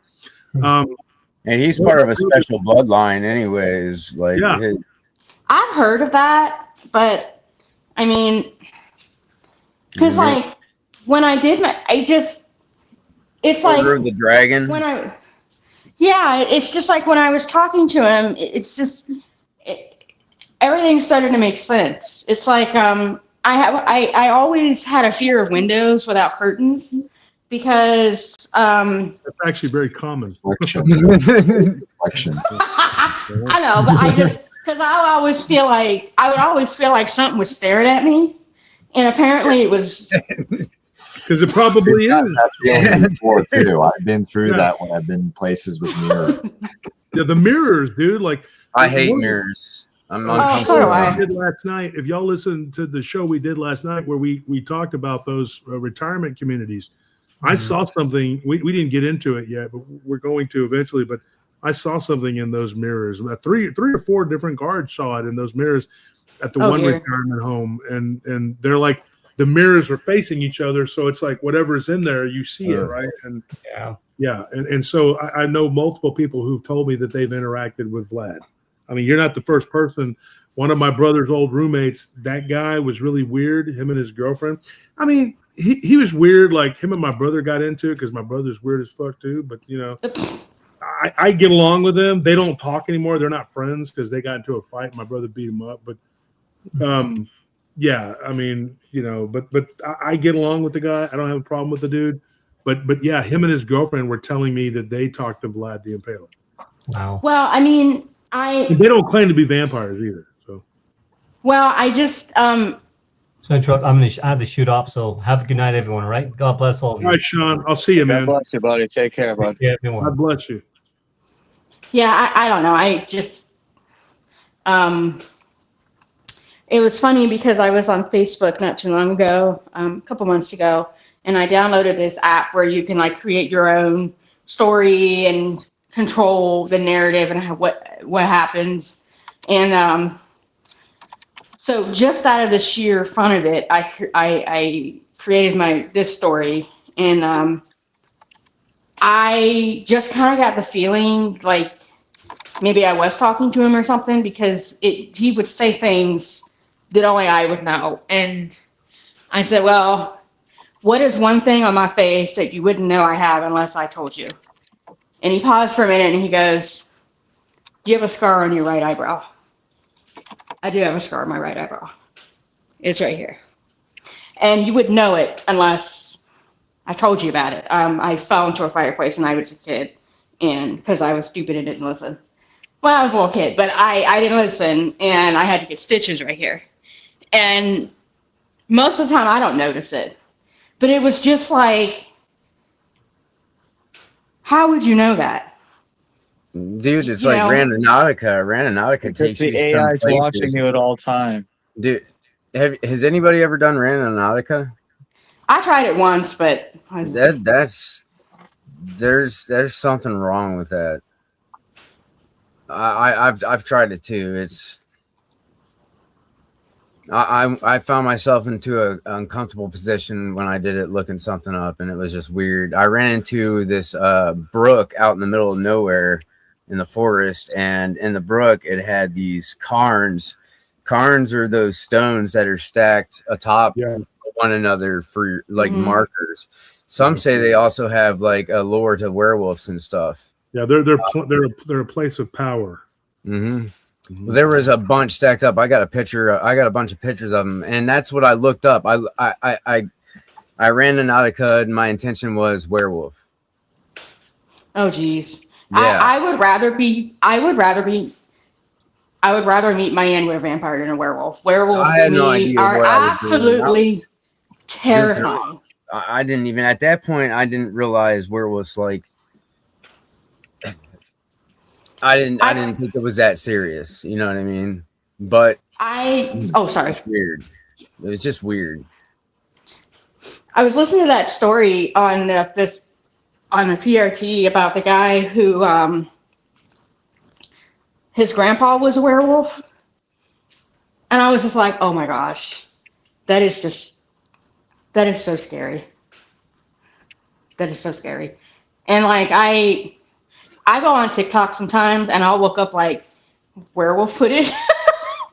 And the thing is, it's like, you don't know if it's real. You don't know if it's not real. But, oh my gosh. Well, I know if anybody sees a werewolf and lives to tell about it, they're lucky. I mean, or they're crazy. I had a freaking staring contest with like a 10-foot werewolf from 6 feet away, bro. No, I mean the ones that, you know, people that change into them, the ones that are used as assassins. Werewolves of London. Oh, I've heard about those. I think that's, you know, the truth be told, there are these creatures that people call dogman, but they're not any better than a werewolf. I mean, these werewolves that they use to kill, like, yeah, if it's sent out to kill, there are people, because I've talked to these people from these cults. I know a coven up here where I'm at, they have a werewolf. Are you serious? Yeah. These people, they actually they'll change and go out and do stuff, and they're not always out there just trying to kill. I mean, they do other things because they can travel faster like that, and they can walk through portals. And also another thing too that I was told, this is weird. This is an interesting thing, and I don't know if this is true or not, but I know that I was told by somebody who claims to have formerly been a werewolf, and that he knows some people, because these are just shapeshifters. These are people who know how to manipulate the matrix, right? Yeah, elemental vibration is instantaneous. Yeah, and so this guy basically told me, he says that these werewolves, they will go out when they go out to do certain things, just whatever, to go out into the woods, because they want, like, some of them, this is a real thing, according to him. I'll just say who it was. Charles. I mean, everybody knows, I've talked about him and Gerald, but Charles told me that one of the things that they would do is go out into the woods and change, not necessarily to go out and wreak havoc and kill, but just because they wanted to be out into the woods, and they wanted to be able to go for a walk. But sometimes, because of the association that they have, they are targets. So you're not just going to go out there in your human form. And another thing he told me, which was very interesting, and this might be very interesting to the audience, was that they go out there in that form to protect themselves from the other shit out there. Right? Oh. Because any dogman versus werewolf stories? Have you ever heard? I don't really know much about the werewolves. Seem to think that the dogmen are just like them. They're just from different whatever cliques or whatever the hell they are. Like, you know, but, they don't really, you know. And I don't think that some of these guys are as high up enough to know, like, what that little fucker, that Rex Rude guy, that guy. Mm-hmm. That guy knew a lot about a lot of shit, because he's pretty deep into it. So he probably, if you could talk to the person and he wouldn't try to connive or throw a spell on you, but I wouldn't talk to him on the phone because he's nuts. Full of pride. Not so much nuts as he's just evil. He's an evil person. Very prideful. Very prideful. Yeah. And so talking to him would probably be fruitless, but you might get an attachment or something. But what that guy, he would probably be the one to ask because Eve was telling me about him. She's like, yeah, he's actually pretty famous. Like when it comes to these shapeshifters and whatever, he's very old and he knows his shit. So he knows like what is real because he's gone into the underworld and came back.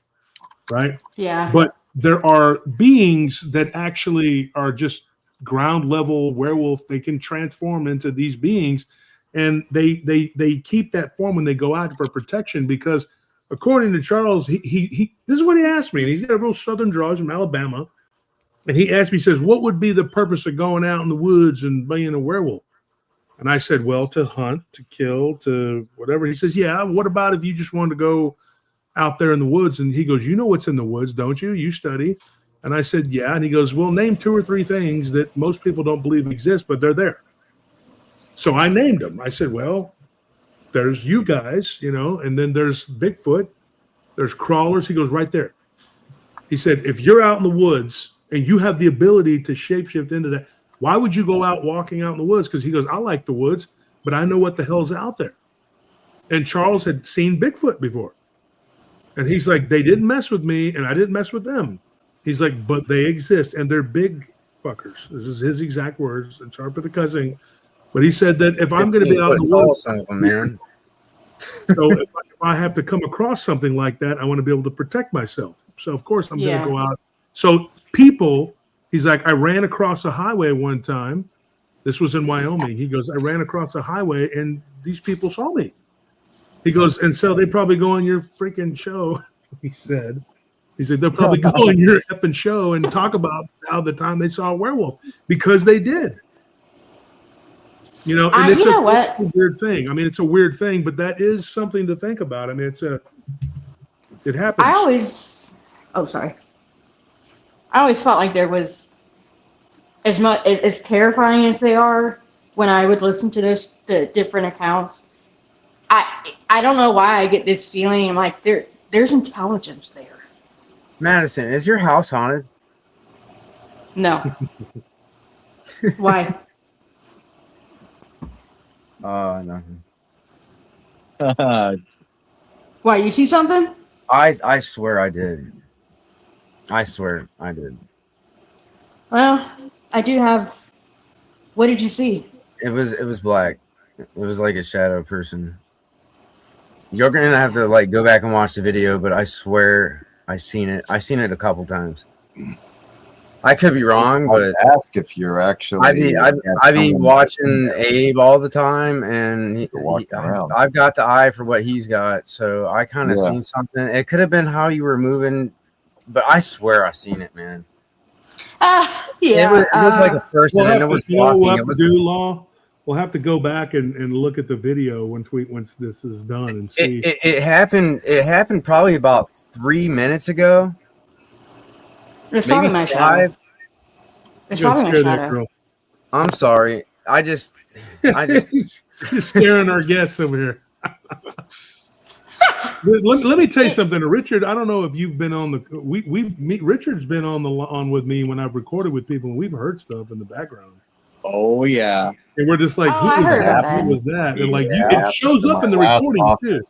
You're damn right it does. History in downtown LA, so people would see stuff behind my cameras and stuff all the time when he had a dark office. Well, I do have a lot of spirits around me, so it's not really surprising. Yeah, stuff's everywhere, man. It's everywhere. It is everywhere. Not everybody can see them. When I used to work at a pet resort, and one of my spirit guides was a person. He died when I was 6 years old, and hey, Puck. Hey, Puck. Yeah. Now, what exactly is your definition of a spirit guide, Madison? We can't hear you. You're muted, Madison. Somehow you got muted. Can't the hear spirits you. have muted you. Yeah, like see, see, weird things happen, man. Yeah, they sure do. They do. Because it doesn't say you're muted. You know what's interesting? I'll say this while she's Whoa. trying to get her sound going there. It doesn't want to. Let me tell you something. And I talked Yeah, to. he doesn't want me to talk, so See? I'm gonna go. Okay. My phone's dying anyway. Bye. So you're Thanks worried for about coming the on, Madison. spirit. Be safe. Madison, reach out to me through email. You know, Dang like it. to get some more of your encounters. What about there. the spirit guide? Yep, take That's care. what I'm saying. Maybe if she reaches out, then I can retell her encounters on the show or something. You know. But it's interesting because these vampires, the ones I dealt with, they went to a place called the Temple of Shea, which is actually Hebrew, like it means like the wisdom. So I thought that was interesting that they used Hebrew for that. Yeah, but their damn wisdom comes from Chion, bro.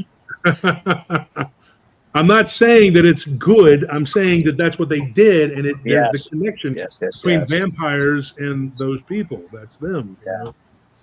But So are they're we just talking? Are we talking about like ritual blood magic people as vampires, right? pretty much all of them, because any Yeah, okay. vampire, even an energy vampire, can take it to the next level and start using that. I was saying in chat before, I need to get a bunch of spiritual astral Power Rangers together, and we need to go cut off their source code. What? I don't know. It's just something funny. So yeah. Okay. So Puck, what's going on with you? Just a lot of parallels with the original guy when I first came in about the what do you call it? The sleep paralysis, all that kind of thing. The astral projections. I never actually projected myself. I actually got abducted. And that's how I ended up in like space. And I'm like, wait, take me home. You got abducted by aliens? No.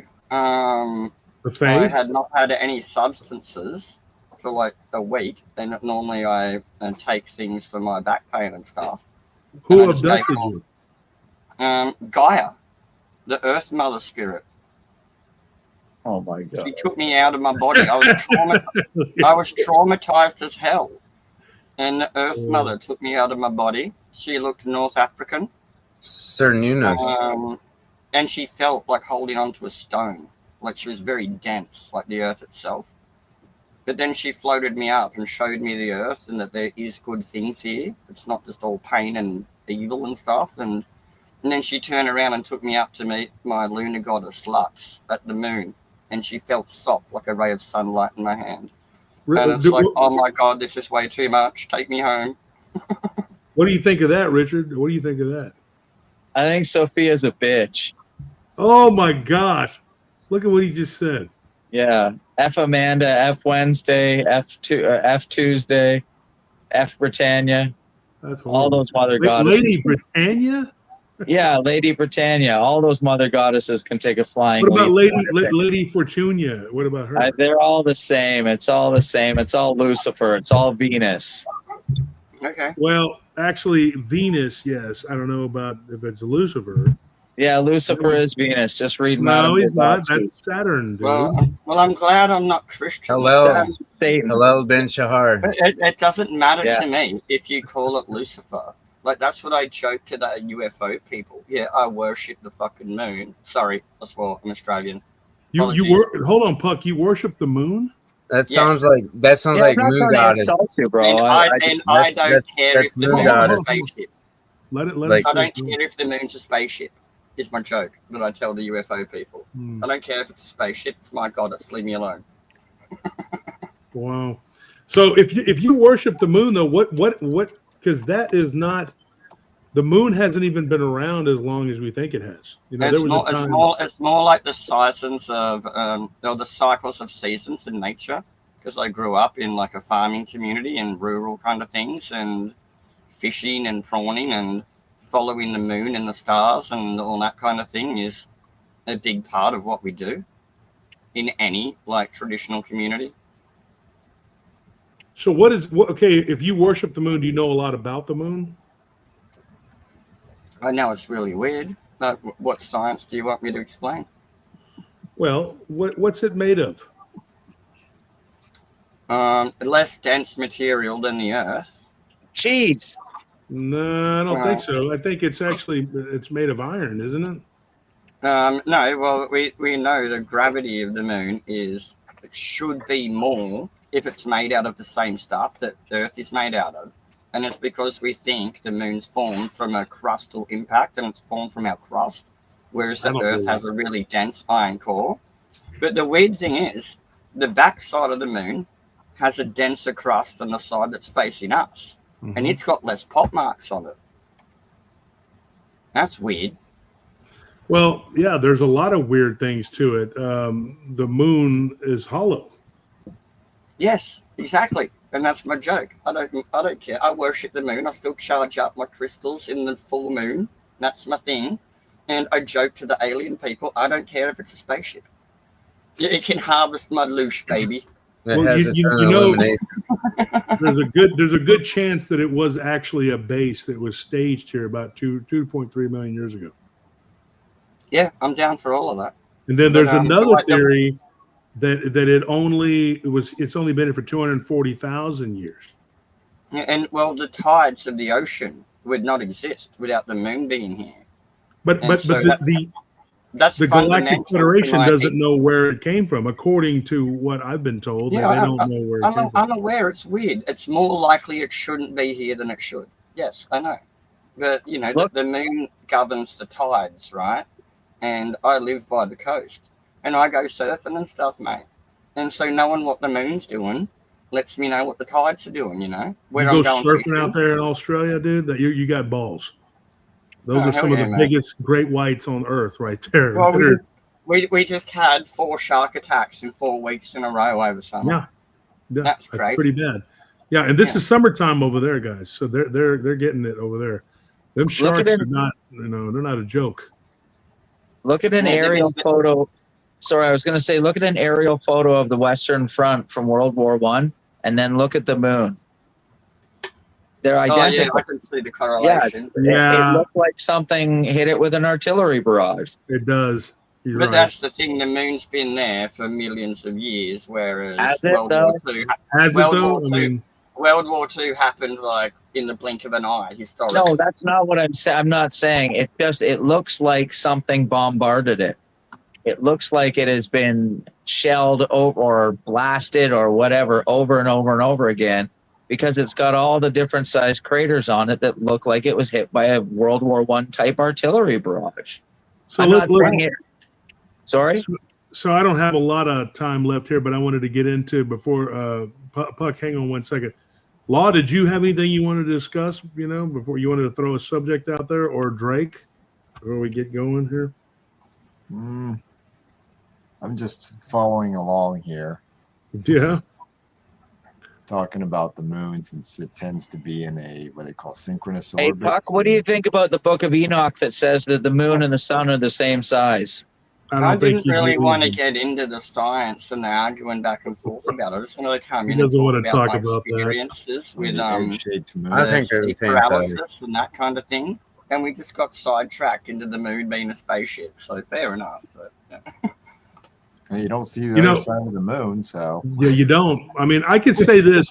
We get into everything on Mondays on Paranormal Roundtable. We don't get the big crowd that we usually get from the other shows, but this is the hardcore people that want to know some stuff. Yeah. Well, I got on here to talk about Nathan because he was talking about Nathan Reynolds, but he jumped off, so I decided against the subject. It's probably for the best because it's kind of personal too.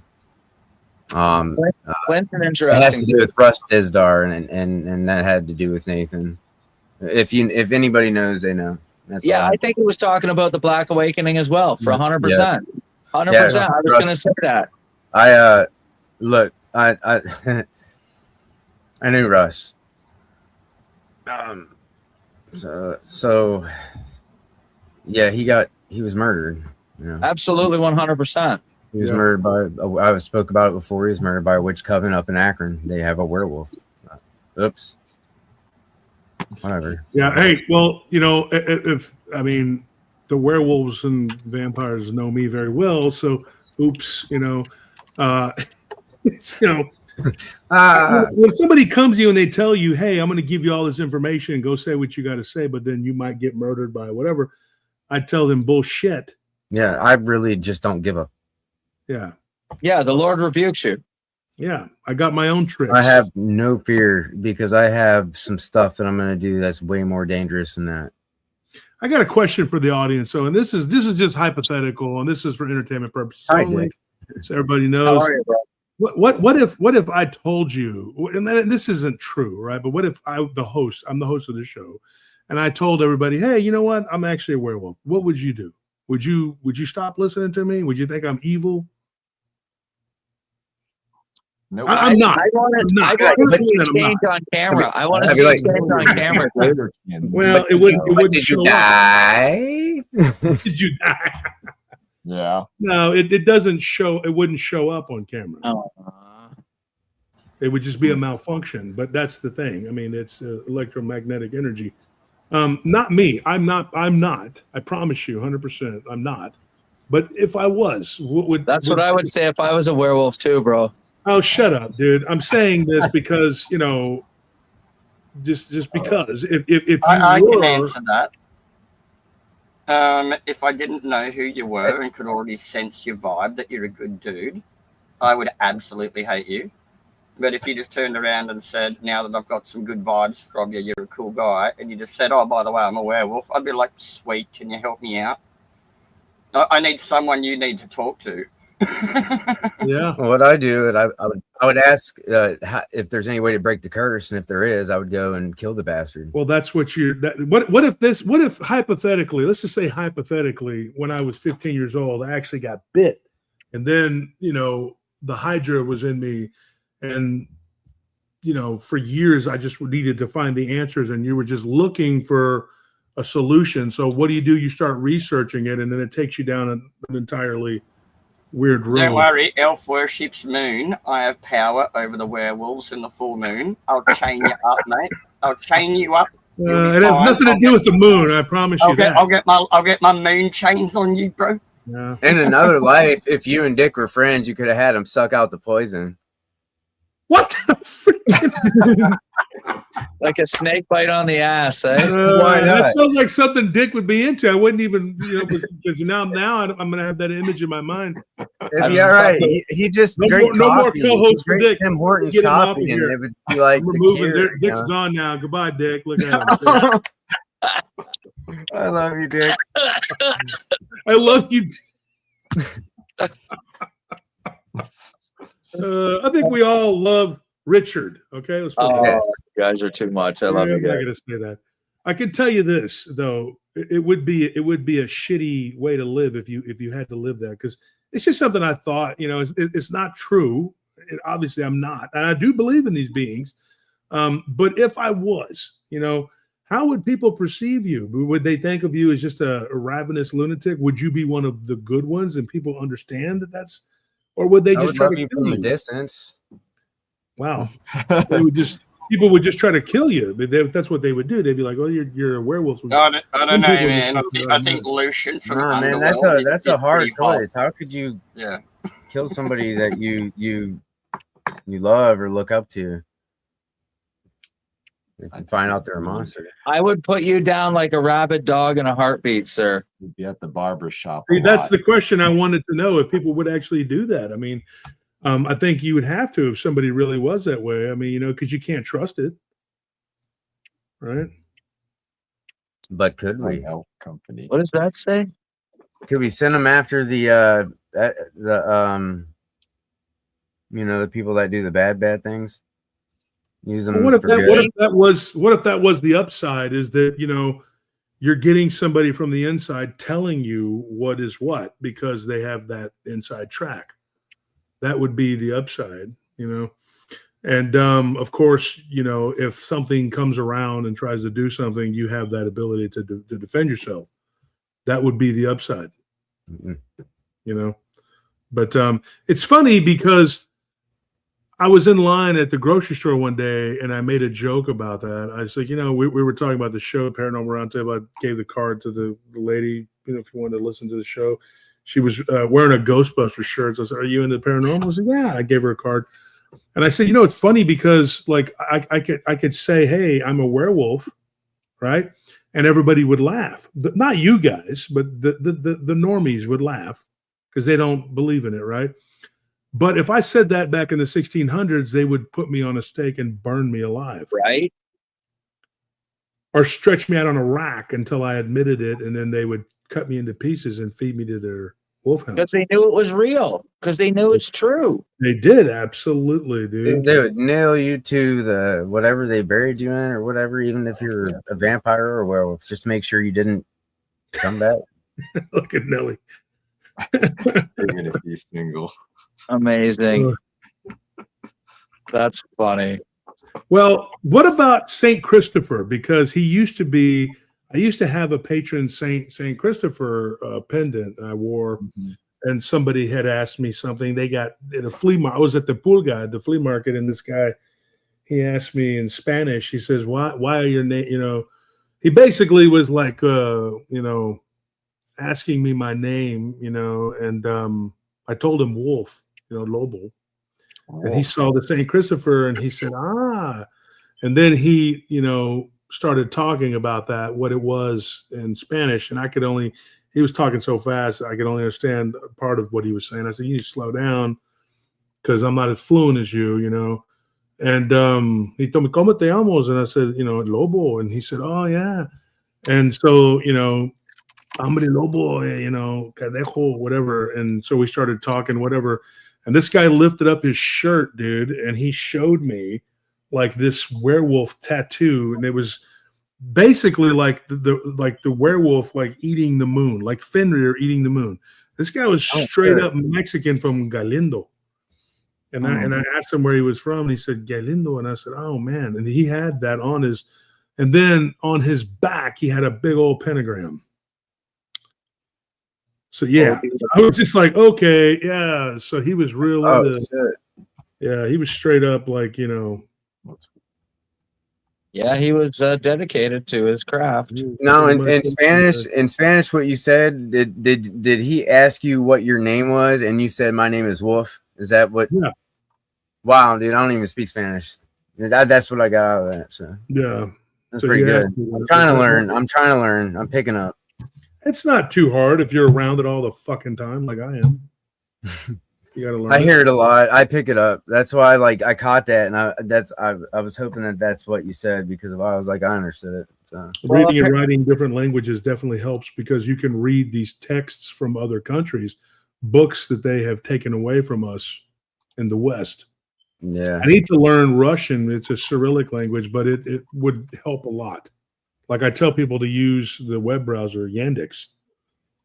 Yeah, I do now. Because that way you can learn things. And folks, let's be completely, I'm not a lycanthrope, and I don't want to be, and I'm not a fan of it. And all that. But you know, if I just wanted to know what people would think of somebody who's got a show and trying to teach people, like, what would you think if you found out that the guy who's searching out this information was actually a werewolf, and it started out as a personal quest to change, you know, back to whatever. That'd be an interesting way to make a show, like a fictional TV show or something, you know. Kind of like Dexter. That's interesting. Yeah, like Dexter. You know, you go around and you kill the bad guys, right? But I mean, instead of like doing the little stabbing thing, you just turn to werewolf and like, you know, you eat them, right? I wish they'd make a proper dog man movie.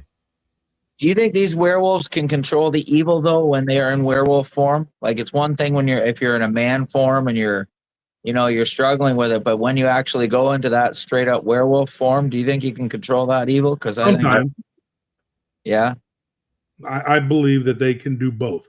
I believe that they go into a term that I was told is called frenzy, where they basically like they are released to go after something, you know. And it's not always a human. They'll go and kill vampires too. It's just whatever they're sick on, you know. And then there are others that have been that way for a long time. They're more able to control it, but there is a strict like a hierarchy, you know, when it comes to those things. And like high up ovens and stuff, right? Yeah, Being Or seen even by beyond that. people is something they don't want you. They don't want you being seen by people, right? But the fact of the matter is that they can hide in plain sight because nobody believes in it. They think it's a Halloween mascot. Right? Yeah. That story that was told the other day about the werewolf that showed up at the Halloween party. Oh, yes. Kids. In That was San Antonio, that terrifying. neighborhood in San Antonio, I really think that was one of them that was just being brazen. Yeah, me too. 100%. Yeah. Dude, I've seen some of those Krampus parades in is it I'm telling you, those are fucking those are freaking satyrs. Those are satyrs, bro. Yes. There's no way those are costumes. The guys Yeah, have Oriente Zero, man. Really Well, good. one of the Oriente Zero. stories that we did about Krampus, this past year, the guy saw it when he was in Germany. His parents were at the military base, and he went out hiking on that little trip with his little friends, and they saw the Krampus walk by, and he was like, "That one's not a costume. That is a real Krampus." And then it was an attachment, a demonic attachment that went after him or whatever. But that's what happens. But anyways, guys, thank you for showing up and being here on a Monday. Remember, tomorrow is the Patreon.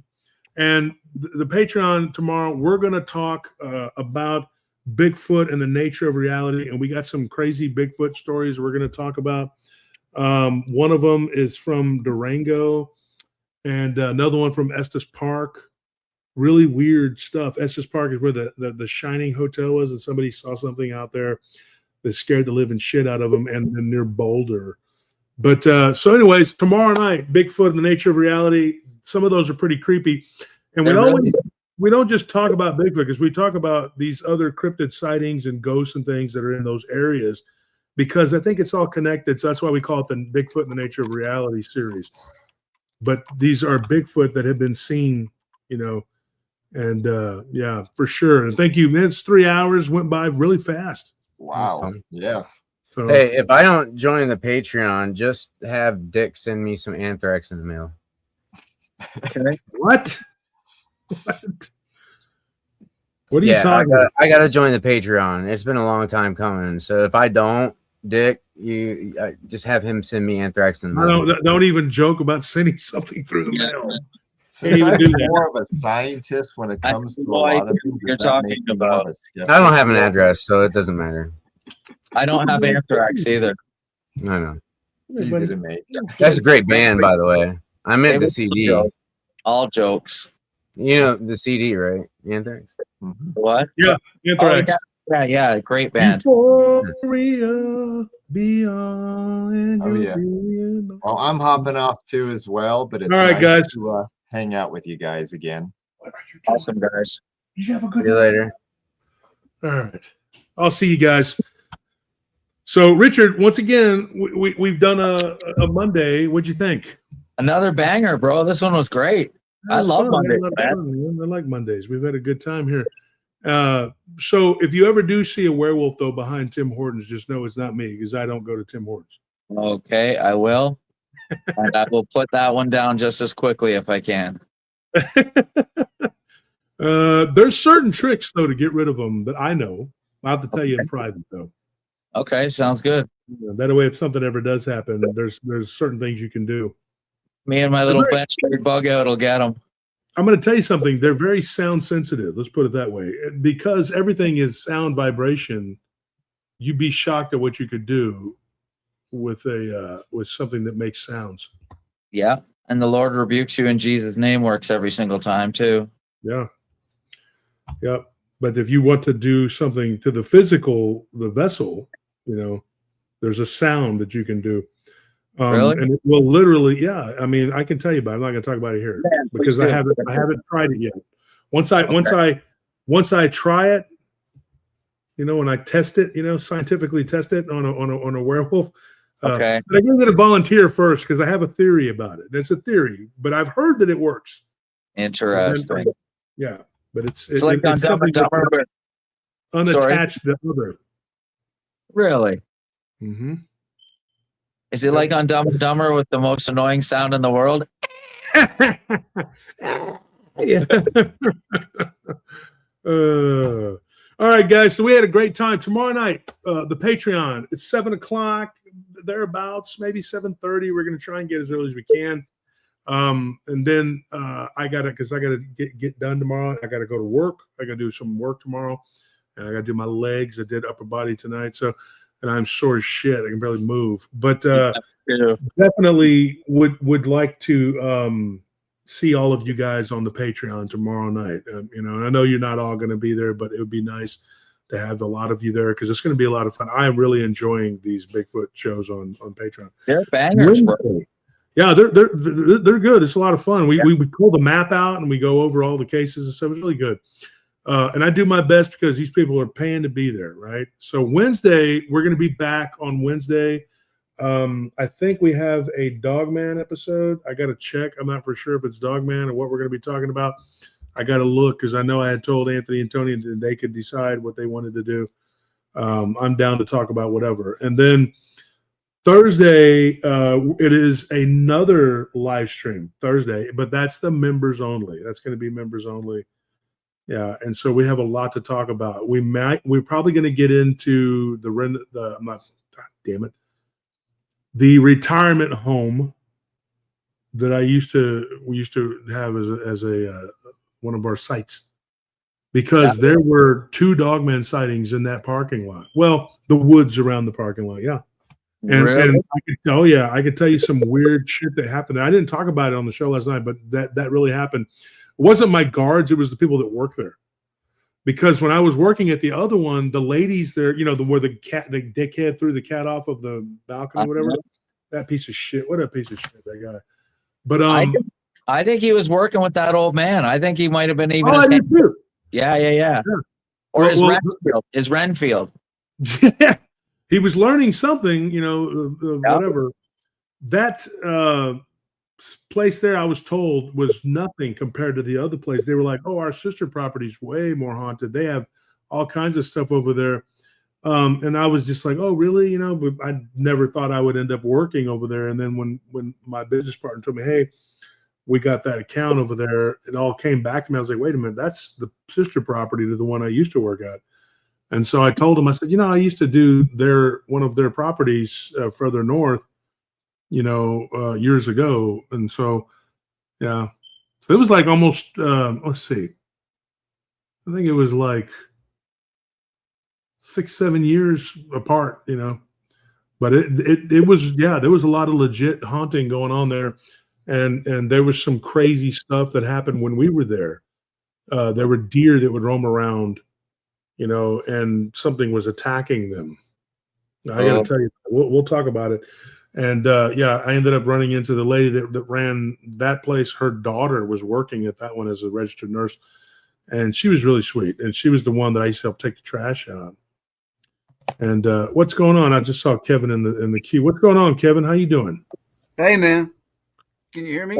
Yeah, I can hear you. I'm jumping off here, brother. Well, I'm glad we have this little chat. Yeah. So Kevin, I had talked to you. We got to get together what we talked about. Yeah, about that project. Absolutely. I want to do a project with you, dude, because I think you would be the guy to do it. So well, I'm flattered, but I think that you would be surprisingly gratified with my passion, if not my knowledge. I mean, there's a lot of holes in my knowledge, but I think in the area that you specified in our chat the other day, I would be able to help fan that fire, you know. Yeah, and Richard was the other one. Because I thought that because us three, and Richard had another subject that I think that would they would tie in together. I'm going to tie it together, and we'll all talk again. Us three, we need to get together.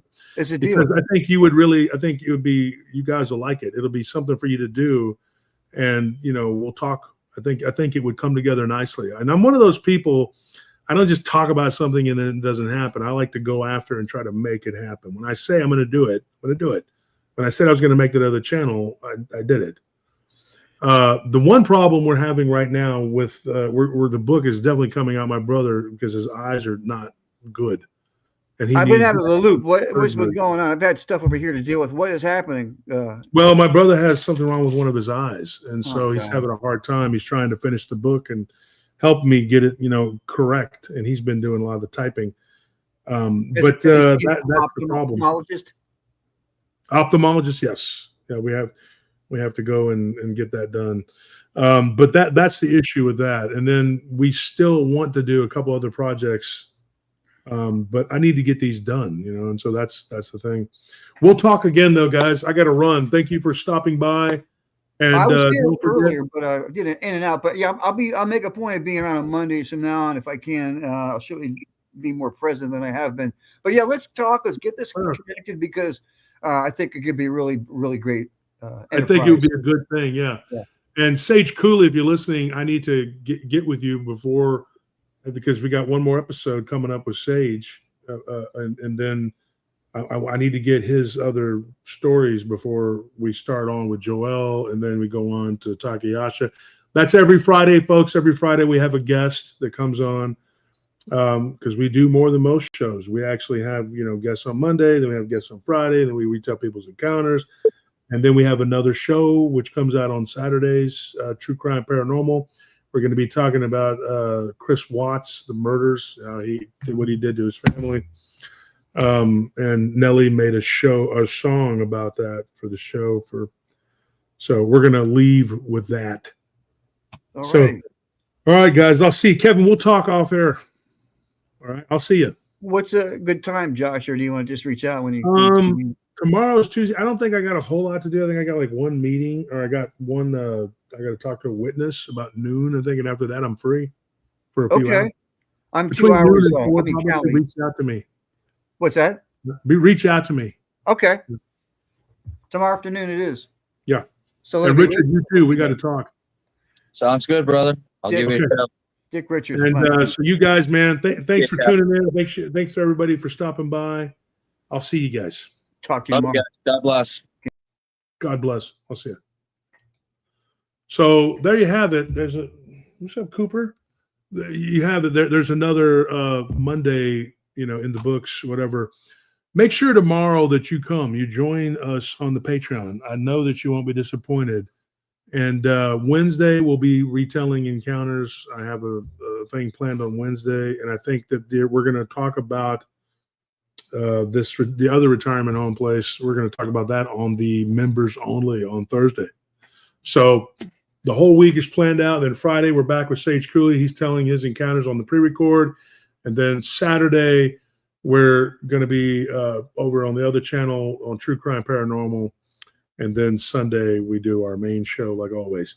So whole week ahead. And I got some stuff planned for Random Files. We're going to get into the Epstein and what I know.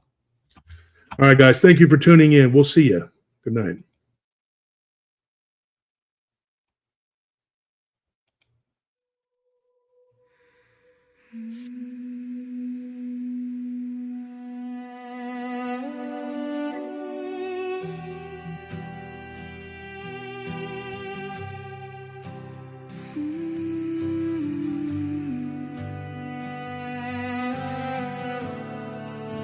Sitting here writing letters addressed to heaven. I pray you get them soon. Tear-stained hearts and memories. I pray the wind our love carries.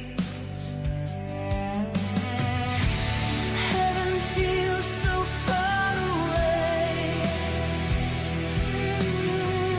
and goodbye is so hard to say.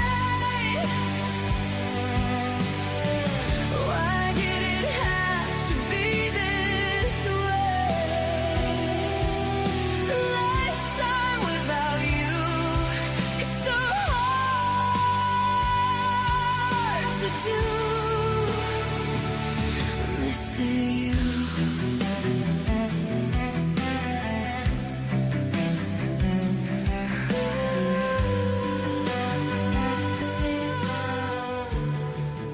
You're walking with the angels now, precious footsteps in heaven, eternity with angel wings. I can hear your voices sing.